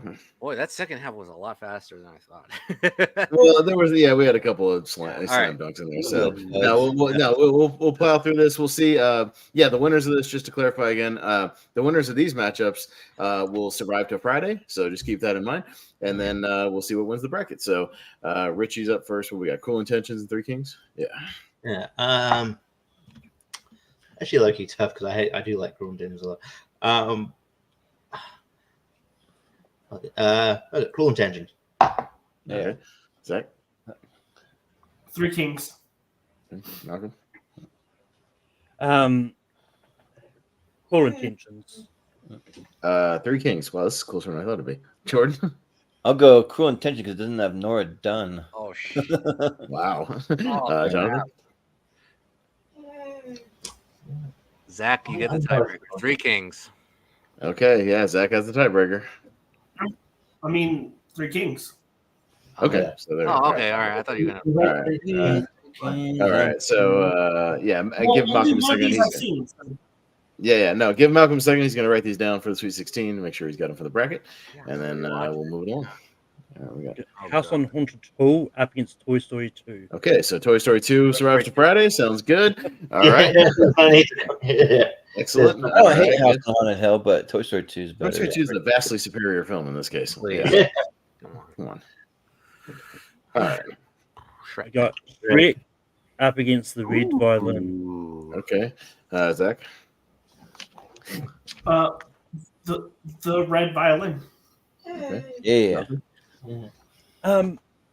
Yeah, I love Shrek, but I'm going to champion the Red Violin. Yep. Shrek. Yeah, I'm also going to champion the Red Violin. That movie was really good. So, and we've seen Shrek for 2 tournaments now. So, Jonathan. Yeah, I want to check it out for Friday. The Red Violin. Yeah, let's go. All right. I want to check it out. I would have said Shrek. Yeah. Okay. All right. Red Violin. I believe it's on Tubi, by the way. The Red Violin. Yeah, I saw it there. Yeah. I want to check the same one I'm watching the Baby Genius show on right now. So it's a good company. All right. Yeah, right. They're almost similar, you know. They're almost. Yeah, they're playing instruments right now. They're playing Rock Band. Yeah, this is very almost bad. just as stupid. Yeah. So is the Hurricane right? Hurricane. Oh yeah, the Hurricane wins. The Yeah, Hurricane. Yes, the Hurricane's a superior film. Yes. For a great Denzel performance. These matches will get a little harder in the next round. That's fine. Yeah. Talking about getting harder, got dick. Well done. Well done. Hey, nicely done. Nice one. Ryan, if you're watching, clip that. All right, where are we at? Malcolm, go ahead. I'm gonna go dick. Yeah. Awesome. Penis. Jordan. Yeah. Is that now? Oh, sorry. Alternate title. Schlong. Yeah. Oh, the other alternate title. Just think of the Austin Powers scene, Jonathan. Yeah. My husband's one-eyed monster. Tallywhacker. Yeah. I'm going to allude to a scene that in Varsity Blues, Pedro. Mm-hmm. Yeah, dick. Yeah. Okay. Richie. Wiener. Yeah. All right, Zach. I mean, I was gonna go the other movie, but so we know what wins. So, Oh, you don't want to have some penis fun. You would have hated the one tournament we did where it was utter chaos, where we had just alternate porn titles for all the movies. Then we were just coming up with porn titles, and it was just madness. But seriously, that's a good underrated comedy. Yeah, it's good. Drop Dead Gorgeous up against the Patriots. Okay, that's what I call my penis, the Patriot. Yeah. I call mine gorgeous. The Patriot, Jordan. I call mine. What do they say on How to Lose a Guy in 10 Days? Crom the something. I can't remember what she calls his penis. He has a nickname for it, but Crom the Warrior King or something like that. But I'll go with the Patriot. Jonathan. I'm surprised at y'all. I'm gonna go Drop Dead Gorgeous. Yeah. Richie. Drop Dead Gorgeous. Okay. Zach. The Patriot. Okay. Malcolm. Just to make it interesting, Drop Dead Gorgeous. Okay, well, you get to vote again, Malcolm, because it's on tiebreaker. Which one is it gonna be? Uh-huh. I like it enough. Drop Dead Gorgeous. All right. Yeah. Okay. Maybe I'll try to watch it for Friday. We'll see if I have time. Yeah, same here. I've never seen it. Yeah, if it's It's definitely darker than you'll think. Yeah. Yeah. I wouldn't mind that. Yep. All right. Entrapment up against Pushing Oh, Tin. God. Oh my gosh. Yeah. Okay. Jordan. Pushing 10 because why not? Jonathan. Catherine Zeta-Jones, Entrapment. Yeah. Richie. Yeah, Entrapment. Zach. Entrapment. Malcolm. Entrapment. Yeah, I'll go entrapment. Wow. I'm actually surprised, yeah. But, I'm surprised. I'm not too surprised because I've never seen Pushing Tin. So. Yeah. There's two women in the middle there on Pushing Tin. Yeah, but you only see their faces. Yeah. Not much. Yeah. Got the Green Mile up against 10 things. Oh, no. Oh, okay. Okay, Jonathan. The Green Mile. Okay. It's easy for me. Green Mile. Zach. The Green Mile. Malcolm. 10 Things I Hate About You. Green Mile. 10 Things I Hate About You. That's Green Mile. Deserves to go through. It's way better. Way better. I'll see you on Friday. See you. 10 Things. See you. All right. I'm gonna remember that. Come Friday, I'll remember that. All right. Let's see what other half joins Friday. Oh shit! Oh no! Oh no! Oh no! Damn it! No! Oh shit! It's Fight Club in Arlington Road. No, Richie. Oh fuck off! Why? Yeah, I told you. There's the hard one you were talking about. You were gonna get. So Exactly, sorry, Steven. I'm the same way. Entrapment one. The heck was it up again? Some no-name movie we've never seen. It was Washington. anyway. So yeah. Just have it. Arlington Road. Zach. Arlington Road. Malcolm. Just because I'm intrigued to watch it, Arlington Road. Are we really doing this? Like, Fight Club's one of the greatest movies of all time. I mean, but you haven't seen it, so it's fine.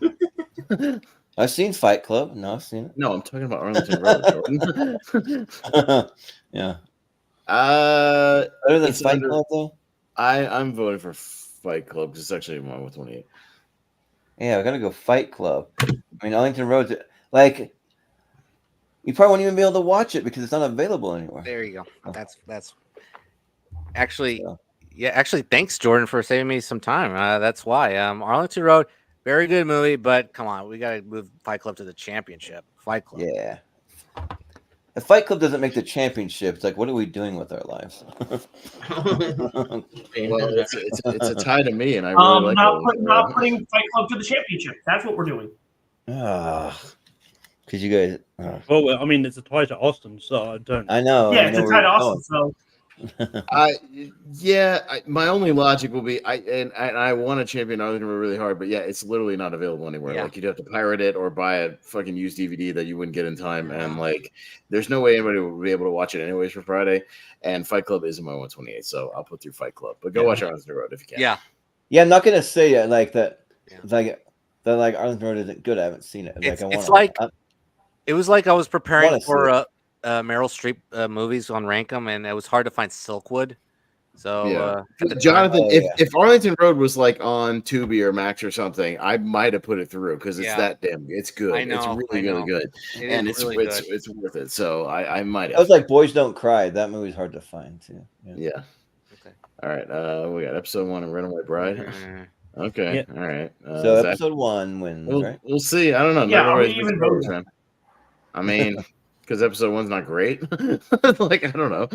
But it's got episode 1's not great. Neither is Runaway Bride. Yeah. Let's vote quickly. Let's go. Let's just vote quickly. Zach. This is the speed round. Star Wars. Okay, Malcolm. Runaway Bride. Oh. I'll go Phantom Menace. There's enough there. Jordan. Yeah, if it was something good, maybe, but Phantom Menace. Jonathan.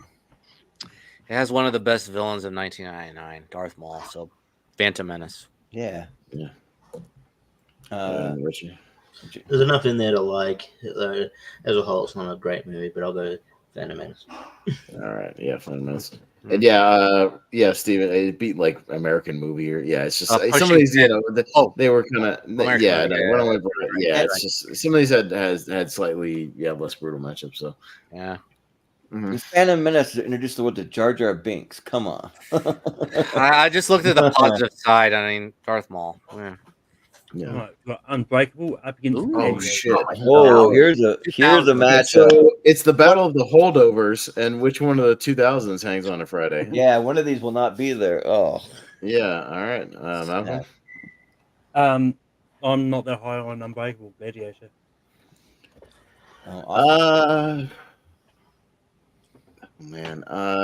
Gladiator, but just by a little bit. I think Gladiator's the better movie, but Unbreakable is more rewatchable for me, so I'm going Unbreakable. Jonathan. Yeah, this is a tough matchup, but I'll go Gladiator. Richie. Yeah. By a hair, I'll go Gladiator. Gladiator. All right. And Zach.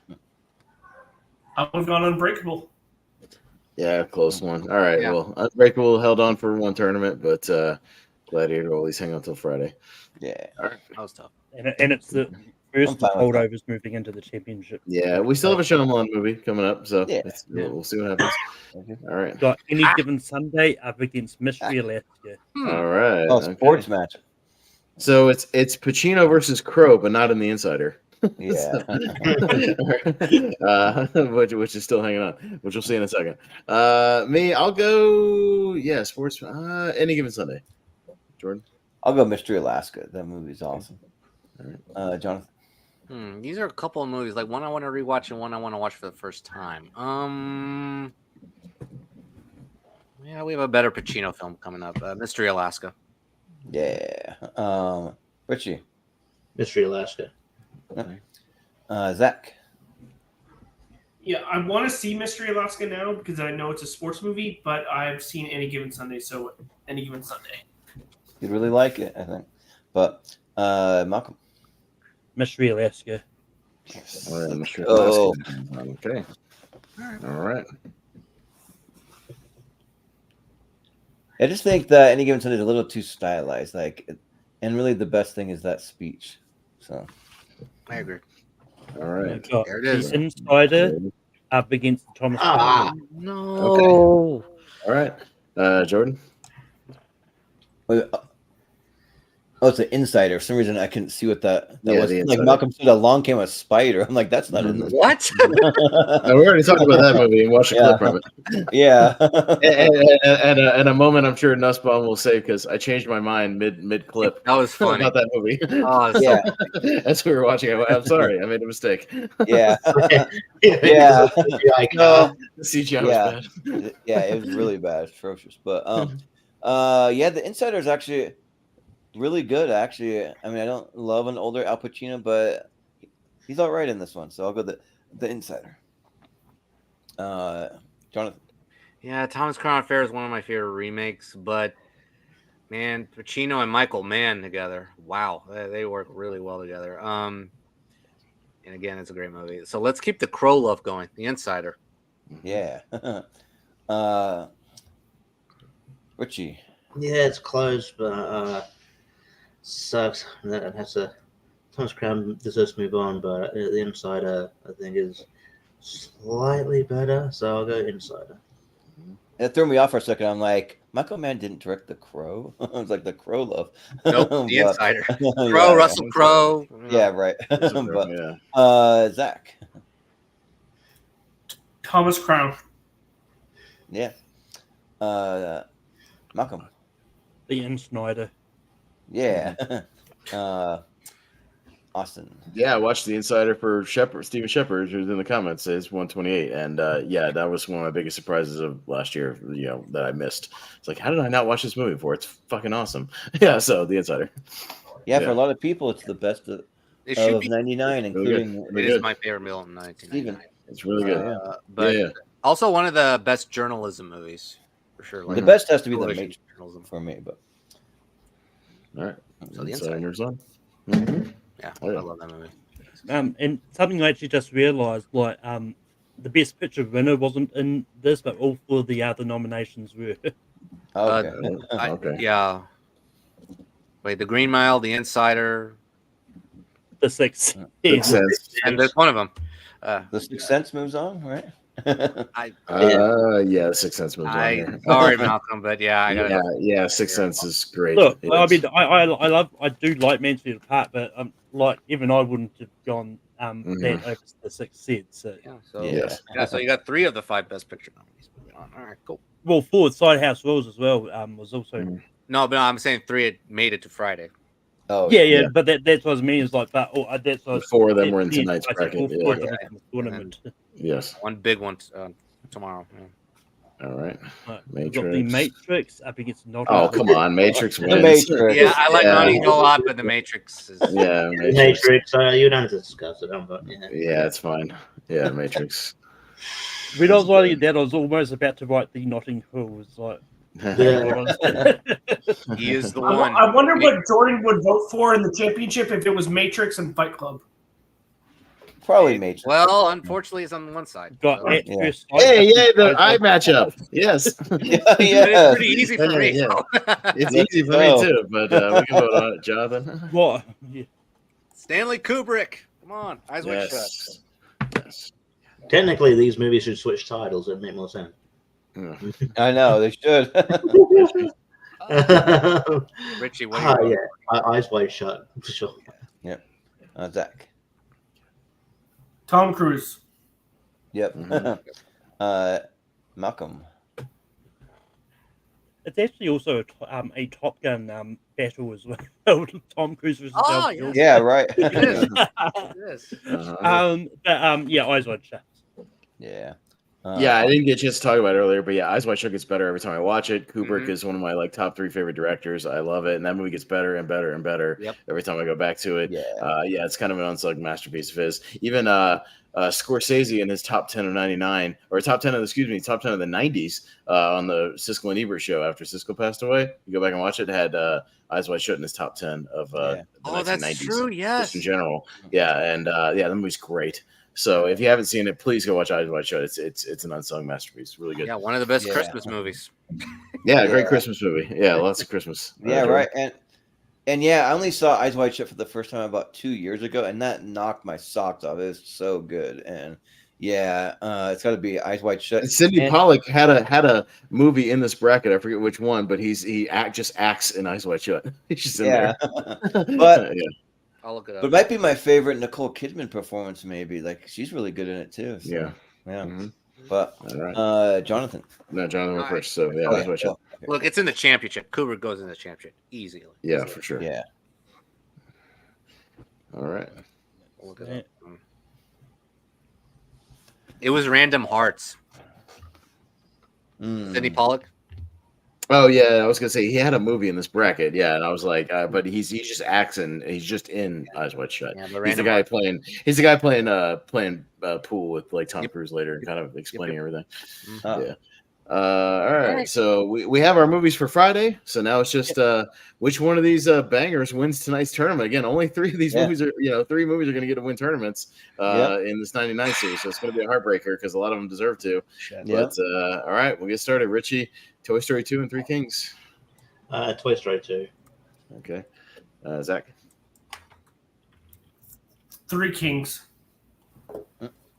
Malcolm. 3 Kings.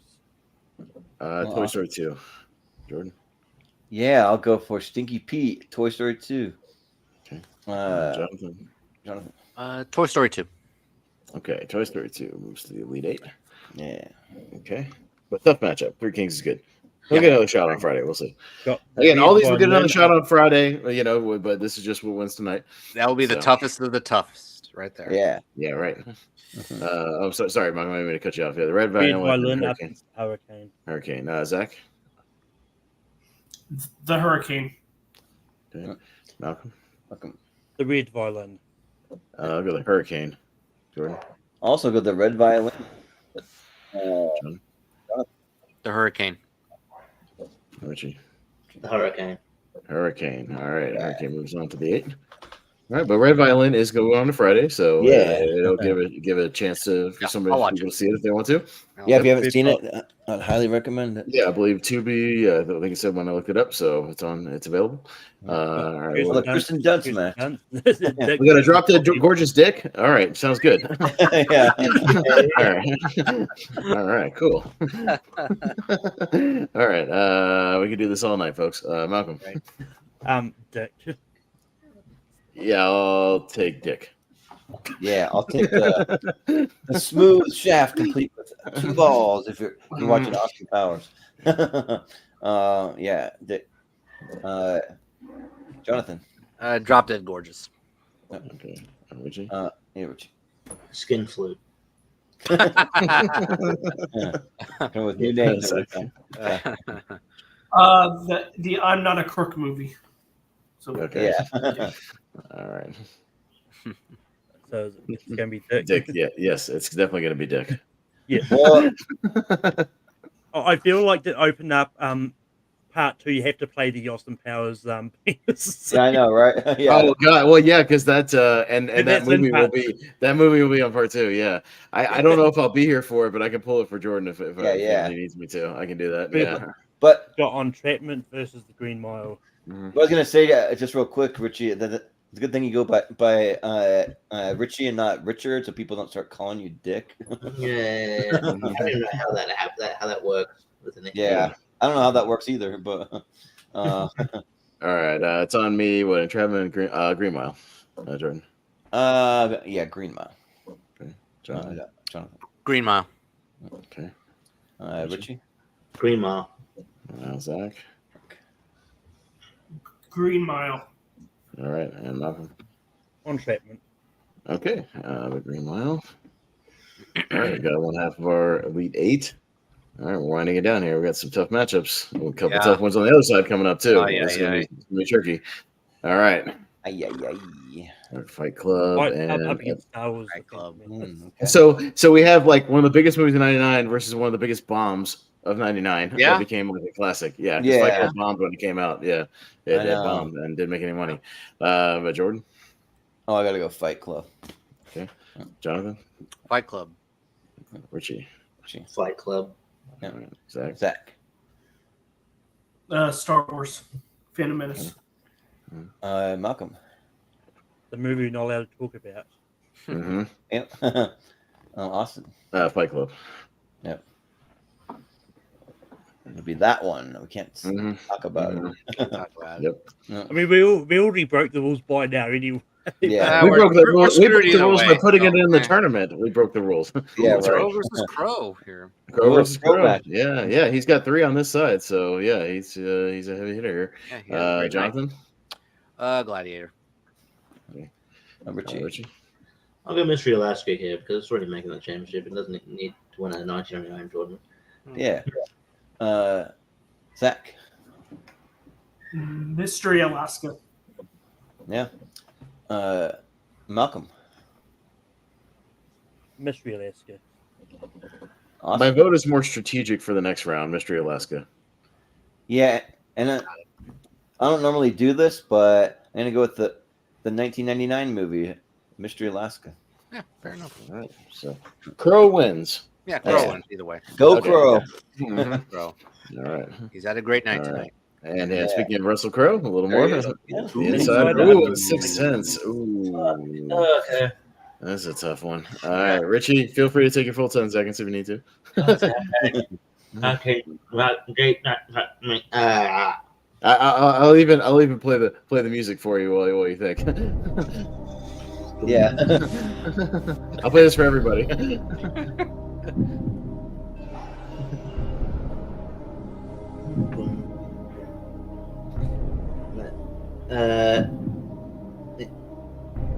Insider.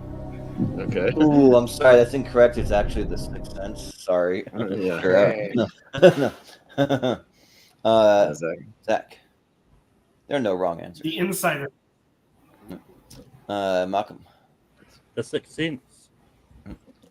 Just because I've seen it more, I'll go the 6th Sense, but the Insider's great. I won't mind Yeah. it. I've seen it a lot more too. I'll go with the 6th Sense. Jonathan. The Insider. Oh, a tie to Jordan. Yeah. They're recycling the same scenes in this show. They're showing them playing the fake instruments again. They just showed that in the last episode. How the fuck is this 13 episodes? They're using the same scenes over and over again. Okay. The tiebreaker goes to The Sixth Sense. Oh, sorry. I was just giving you more time, Jordan. Yeah. They showed the same scene. They just sped it up. And they're still watching Pez, that. we are not questioning baby geniuses over here. Oh, I'm not like super paying attention. I'm just kind of like casually paying attention off to the side. It's just like, what the fuck? I feel like for the title of this bracket, we need to put in brackets. Also, Pez recaps the baby geniuses. They're like, my eyes. There's some horrendous green screen. They're just like standing in front of the worst green screen shit. This is fucking terrible. Look at this green screen. Yeah, that's it's like bad. a fake fence. This is bad. Like, I think because of this, I think we need to put baby geniuses in the championship and remove one of the movies. Not with the Matrix, not with Fight Club, not with. This is the argument not to do that. Okay. God. Sorry. All right. Anyways, get back to this. What? Matrix and Eyes Wide Shut. Okay. Zach. Eyes Wide Shut. Ooh. All right. Malcolm. The Matrix. I have a logic behind my vote. Eyes Wide Shut. Yeah, just because the Matrix will already be there, and I kind of have a logic too. I'll actually go Eyes Wide Shut. Jonathan. Are you thinking what I'm thinking? Eyes Wide Shut? Maybe. Yeah. Richie? Richie. I mean, I was going to say Matrix, but Okay. Yeah. That's going to be Eyes Wide Shut. Yeah, Eyes Wide Shut wins, and again, my logic is Matrix has won a tournament. Yep, exactly. That's what I was. And I'm trying to champion. Only 3 movies can win tournaments this week, and I'm trying to champion at least some that haven't. Yeah. So Actually, with Austin on this to give them a shot, because Matrix won our Keanu Nick Cage tournament. So Yeah, it's there. It's had its time. It's great. It'll be on Friday. It deserves to be on Friday. But I'm going with some of these parts like movies that haven't won yet. See, for part 1 and 2, I can do that, but when it comes to the championship, I got to be all in and to get serious. But Part 2 is going to be tough, though. Yeah. Toy Story 2 versus the Hurricane. All right, Malcolm, you're up first. The Hurricane. Toy Story 2. Yeah, Zurg is his father. I'll go with Toy Story 2. Jonathan. Someone loved me. Everything was beautiful. Toy Story 2. Yeah. Damn, Sarah McLachlan. Yeah. Richie. Toy Story Folio 2. Yeah. I mean, there is singing in it. But... There's only one song though. Yeah. They didn't overdo it. 1 or 2. Yeah. Zach. Zach. No, I would have gone with the Hurricane. Okay, but Toy Story 2 into the Final 4. All right, so yeah. Okay, but all good movies here. Yep. So all right. Yeah. All good. Dick versus the Green Mile. Okay. Me first. Ooh, Green Mile. Jordan. I'll vote for Cock. Of course, someone had to say that. Green Mile. You are out of the championship. Yeah. Richie? Just got canceled. Yeah, I'm going to go for Green Mile over Meat Bazooka. Okay. Zach. Green Mile. All right, and Malcolm. If your dick is green, you probably should see a doctor, but I would have voted for dick. Yeah, that can't be healthy. Yeah, that can't be good for you. But Green Mile moves on in the Final 4. All right. La Mia Verde. Yeah. All right. We've got Fight Club versus Mystery Alaska. Okay. Jordan. Fight Club. John. Fight Club. Richie. Fight Club. Zach. Mystery Alaska. Malcolm. Fight Club. Austin. Fight Club. Fight Club. Beauregard Burger just jumped off the Eiffel Tower with a baby in his arms and pulled a parachute. What? That seems dangerous. Oh man, I love this commentary. It's not even high enough for a parachute. I feel like what? We got the Sixth Sense versus Eyes Wide That's Shut. what shut. Ooh, okay. All right. Jonathan. Eyes Wide Shut. Richie. Eyes Wide Shut. Zach. Eyes Wide Shut. Malcolm. The Sixth Sense. Eyes Wide Shut. Kubrick. Yeah, I would legitimately go Eyes Wide Shut. Yeah. Okay. All right. Eyes Wide Shut could be a dark horse here. We'll see. Yeah. It's in the final four. Let's All right. go. Okay. All right. We got we got a murderer's row here. Great Final four. four. Oh. Yeah, this is a good four. Yes. This is I will say this four and these ladies are deserving of a 99 bracket for sure. So there we go. It's a good representation of the year. So because we kind of have like the mainstream Tom Hanks movie, we got a great animated film. Yeah, Tom we got the flop that became a cult, classic and misunderstood, and then we've got the final film of a master director. So yeah, good stuff. Good stuff here. All right, Richie, we got Toy Story 2 and Green Mile. Toy Story 2. Okay. All right, Zach. It's actually a Tom Hanks matchup. Green Mile. Yeah, it is. Yeah, that's true. Malcolm. Toy Story 2. I'll go Toy Story 2. I will also go Toy Story 2. All right, Jonathan. Toy Story Part 2. All right, Toy Story into the finals. Toy Story 2. Okay. All right, Fincher versus Kubrick. Fight Club and Eyes Wide Shut. Ooh. All right, and the battle, Jonathan, of the directors who like to do 100 takes of random things. That's right. If you know the history of them, because Fincher also likes to do 100 takes of random scenes. He's ever worked with them, and Kubrick famously made Tom Cruise walk through a door 100 times. So I drove him nuts. I think it's that billiard scene. I think it's that. Yeah, one. so he just walked through the door, and he just kept doing it over and over and over again. Anyways, Zach. I'd love to see Clint Eastwood in a Stanley Kubrick movie. It'll never happen because he's dead, obviously. But because Clint Eastwood is famously known to do one scene, and that's it. One take or two takes maximum. God. Yeah, it would have been a clash, Yeah, right. All right, Zach. Fight Club and Eyes Wide Shut. Eyes Wide Shut. Okay, Malcolm. Fight Club. I'd love to see either of these win. These are both great. This is my hardest one so far. Eyes Wide Shut. I'm a Kubrick guy. Yeah, I'm just a Fincher guy. But it's really close. Yeah, Fight Club. Okay. Jonathan. I need my full 10 seconds for this one. Okay, let me hit the music for everybody. Hang on a second. Because this is the championship for me. Yeah. Do I go with the one that has the best chance or the one that maybe does not really have a chance?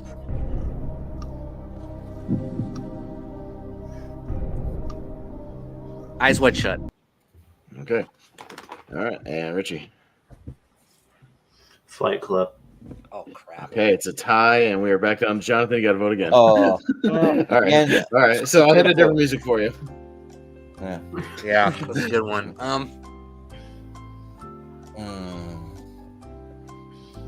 You see, because these 99 series, you have to champion one movie that may not have a chance in the future. Yeah.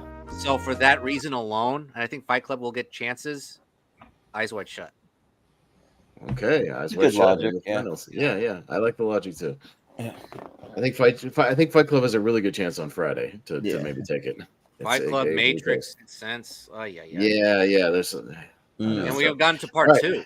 I was waiting to pull this up if it made this, but this matchup is fun for the whole family. It is, yeah. Toy Story 2 and Eyes Wide Shut. What a great double feature for the kids. There's a great song tonight was Eyes Wide Shut.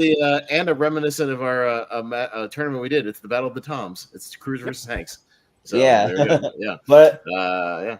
Well, make sure that I watch Eyes Wide Shut with my very conservative Mormon family and see what they think. They'll love it. They'll love it. All right, final one here to see what wins part 1. Malcolm, Eyes Wide Shut, Toy Story 2. Just slightly Eyes Wide Shut. I'm kind of with Jonathan. I didn't think Eyes Wide Shut would even have a chance, and I guess the right panel, right time. And I think these other movies have a shot, maybe on Friday or in the future. I'll go Eyes Wide Shut. This would be great. Yeah, I mean,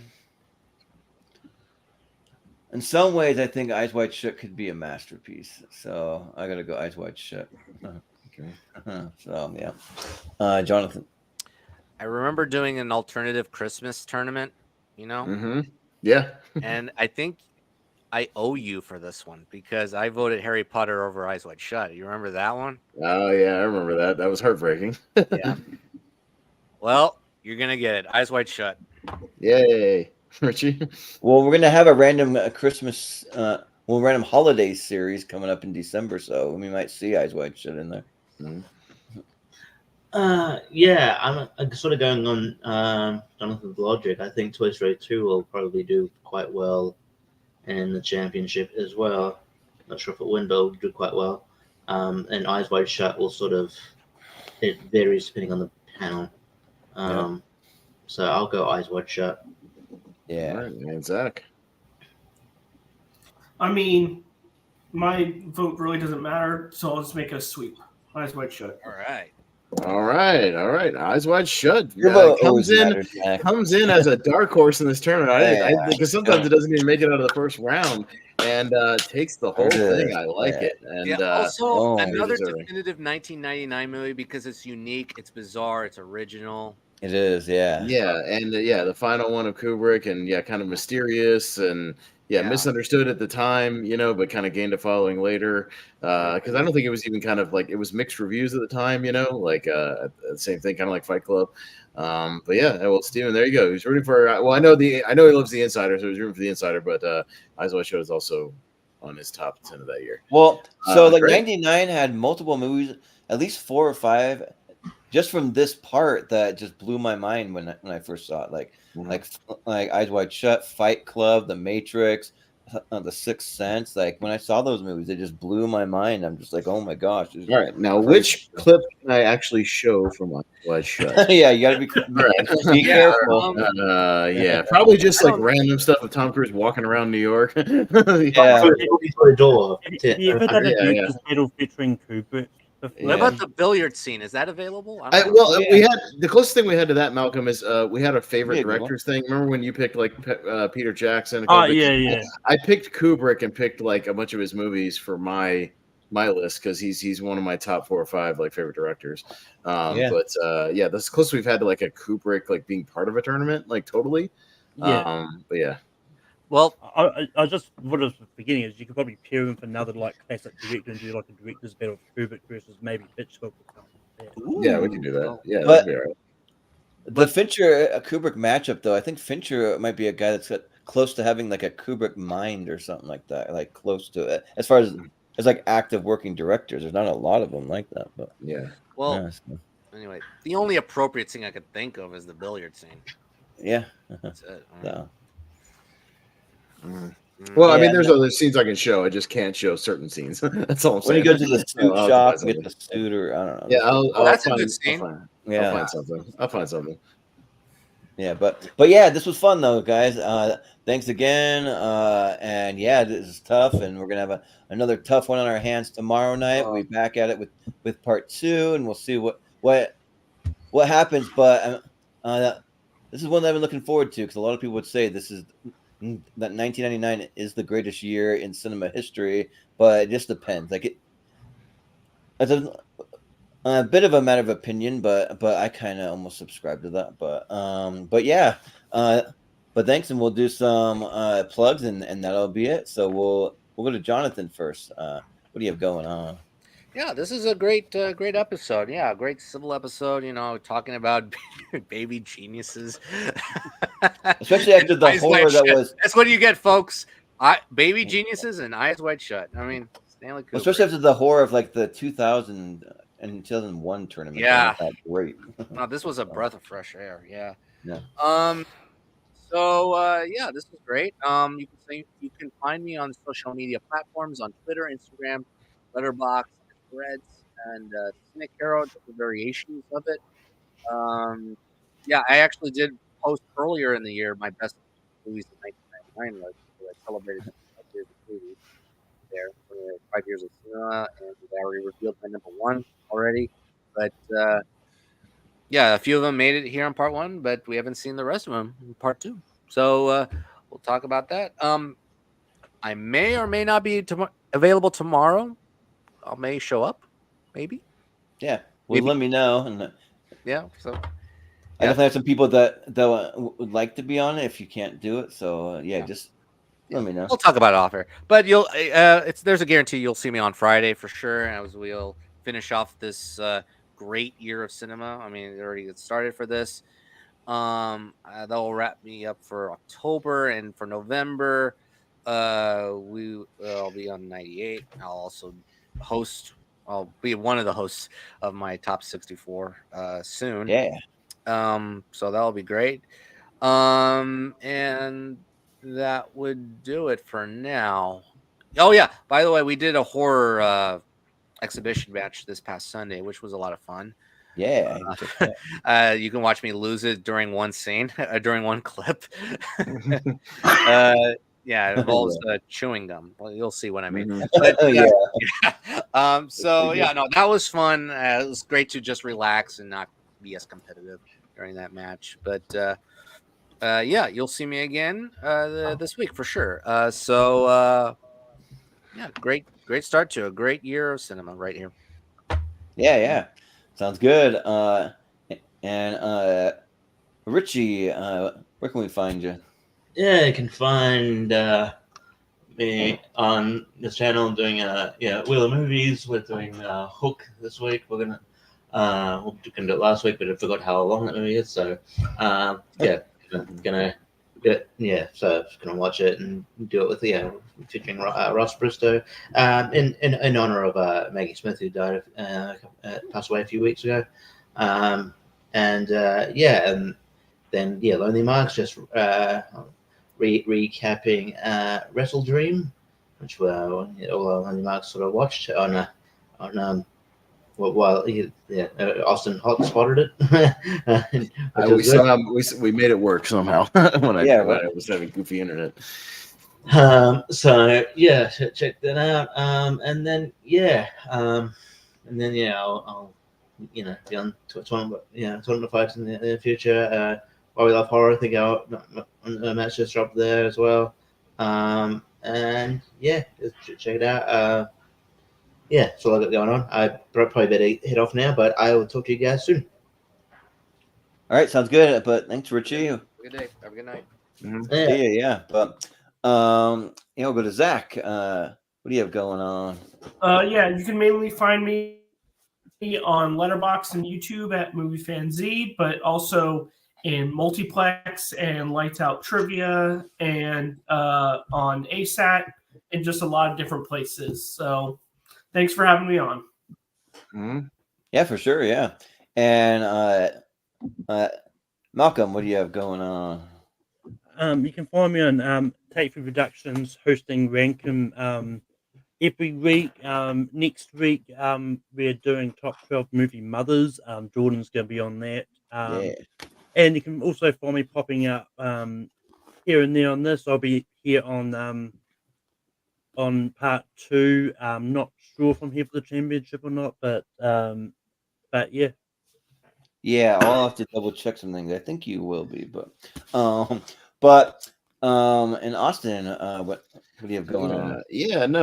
Mostly stuff just here on the Movie Hero Network. Like Rich said, Wheel of Movies this week for Hook, Lonely Marks, the rest of the 99 series. I'm iffy. I'll think about whether I'm going to be on tomorrow night. We'll have to figure it out. Yeah, we'll see. I might. We'll see. Okay. As long as I get a nap in, maybe I can do it. And I guess I'll be co-hosting some Seen and Heard next week. We're doing a tournament match, I guess, next week. Yeah. And we've got our panel set for Recast in 2 weeks. We did a crossover, which is out right now, of the Extra Movie Butter podcast. That's JT, Benny Hamlin, and Moose Haas. Jordan and I were on, and it's out on Spotify now, talking about Saturday Night, the movie. And that was a lot of fun. And then, they're all three of them going to be on Recast for Ghostbusters. So we're doing a little cross-promotional thing in 2 weeks. So that'll be on the 29th. So looking forward to that. Yeah, that should be a good time. and yeah, so you can find us everything for the channel at Jordan83616, Movie Hero 2121, and you can find us in the Movie Hero Network group on Facebook. So if you have any projects you're working on or a YouTube channel, you can post your arts content. You can go discuss movies over there. We have a good time over there. We'll support you. We'll tell people to share your content, to subscribe, to watch it, all that stuff. We'll help you out. But and then for as far as trivia goes, yeah, we just barely had our exhibition match last Sunday night, but we have a tournament match coming up that we already have scheduled, and it's for, I believe it was the Monday.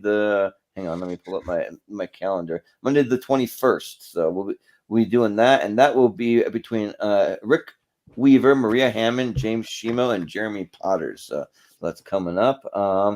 And then we'll probably have our after that our next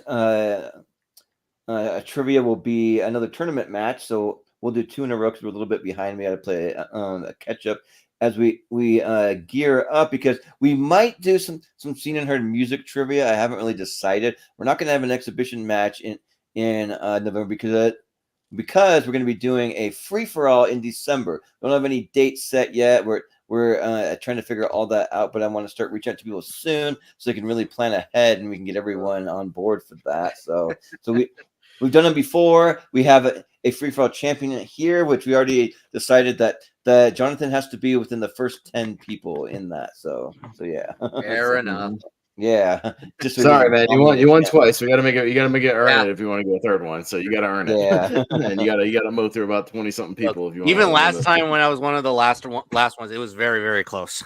Yeah. Right. This time we're gonna make you work for it if you want it again. So yeah. I'm gonna be a bit honest for this one. Not saying you can't. You know what I mean? It's possible. I mean, you very well do it, but and then we'll just be for tournament fights in tier ranker. Oh, and also too, I do want to mention we have a new show day viewing on Saturday. It'll be Saturday at 9 p.m. Eastern time. It'll be called Best to Worst, and we just simply rank things in any various categories. And you'll see how it works once you tune into that first episode. It'll be a mix of like Malcolm's Rank 'em versus like blind rankings and tier ranker, just a big mix of all that stuff. But we're going to be ranking all the Adam Sandler movies, every single Adam Sandler movie. So and Richie will be a part of it. So he just had to leave early, but he will be there for that. So yeah, I'm looking forward to that. And we're going to rank all kinds of things. If you can think of anything that you want to rank, this doesn't have too many. I mean, Sandler's probably the most that I really want to do, because he's gonna have 50, and that might take us quite a while to get through those. We got to go fast on that. So be probably less discussion and just more pure like ranking. But when we get to ones that like I want to do, maybe Scorsese, Spielberg, or like Tarantino, like that kind of stuff, then we can have a little more discussion because they have less in their filmography. But and then for tournament fights and ranker, obviously we're going to be finishing up tomorrow, and Friday will be the last 2 parts of the 99 series. Then we'll be getting into a Movie Hero mystery tournament that's just a regular one because we didn't do one last month. We're going to be spinning the mystery wheel that has all of our favorite movies in there, plus some wild cards. So Jonathan, once you do your top 64, then those movies can be eligible for the mystery wheel, and you can be like part of that for the mystery tournament. You can have your favorite movies in there. It'll be eligible for the wheel of movies for like more deeper discussions on some of those movies. So that could be fun. And then we have 100 most recent horror movies, which we kind of just dubbed the best horror movies of the 2020s. We're going to go with the most popular horror movies, the most popular 100 from the 2020s, and there'll be a tier ranker for that one. So we have that coming up.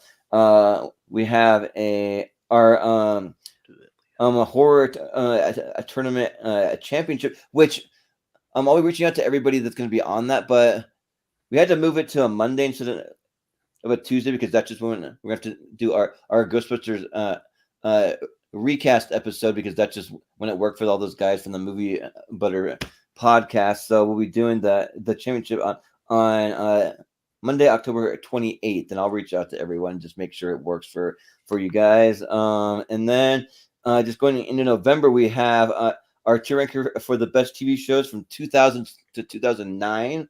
So me and Malcolm already kind of went through and hashed all of that out. So I'm looking forward to that. Oh, I forgot that we decided we were going to flip-flop those as well because it fits Austin's schedule when he's going to be out of town. So first we're going to be doing our best of the best match, which will be a tier ranker that's going to be 5 of us. We're all going to put in our top 20 movies of all time. We're going to go head to head and just see what we would rank all of our top 20 movies of all time. So that'll be a tough one. And then after that, we'll be doing that TV tier ranker. And then in between those two, we also have a directing a brothers versus match, which would be the Scotts versus the Coen brothers. So we'll be doing that.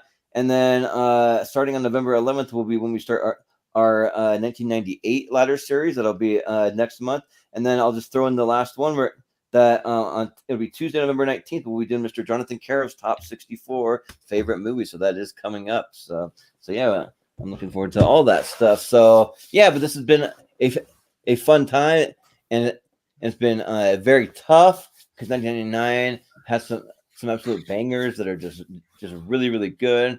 Definitely a murderer's row. So yeah, but yeah, that will do it. So we'll say for Richie Goodacre, for Jonathan Caro, for Zach Shelton, for Malcolm Lay, for Austin Pez Howell, I've been Jordan, the movie hero Anderson. We'll see you next time.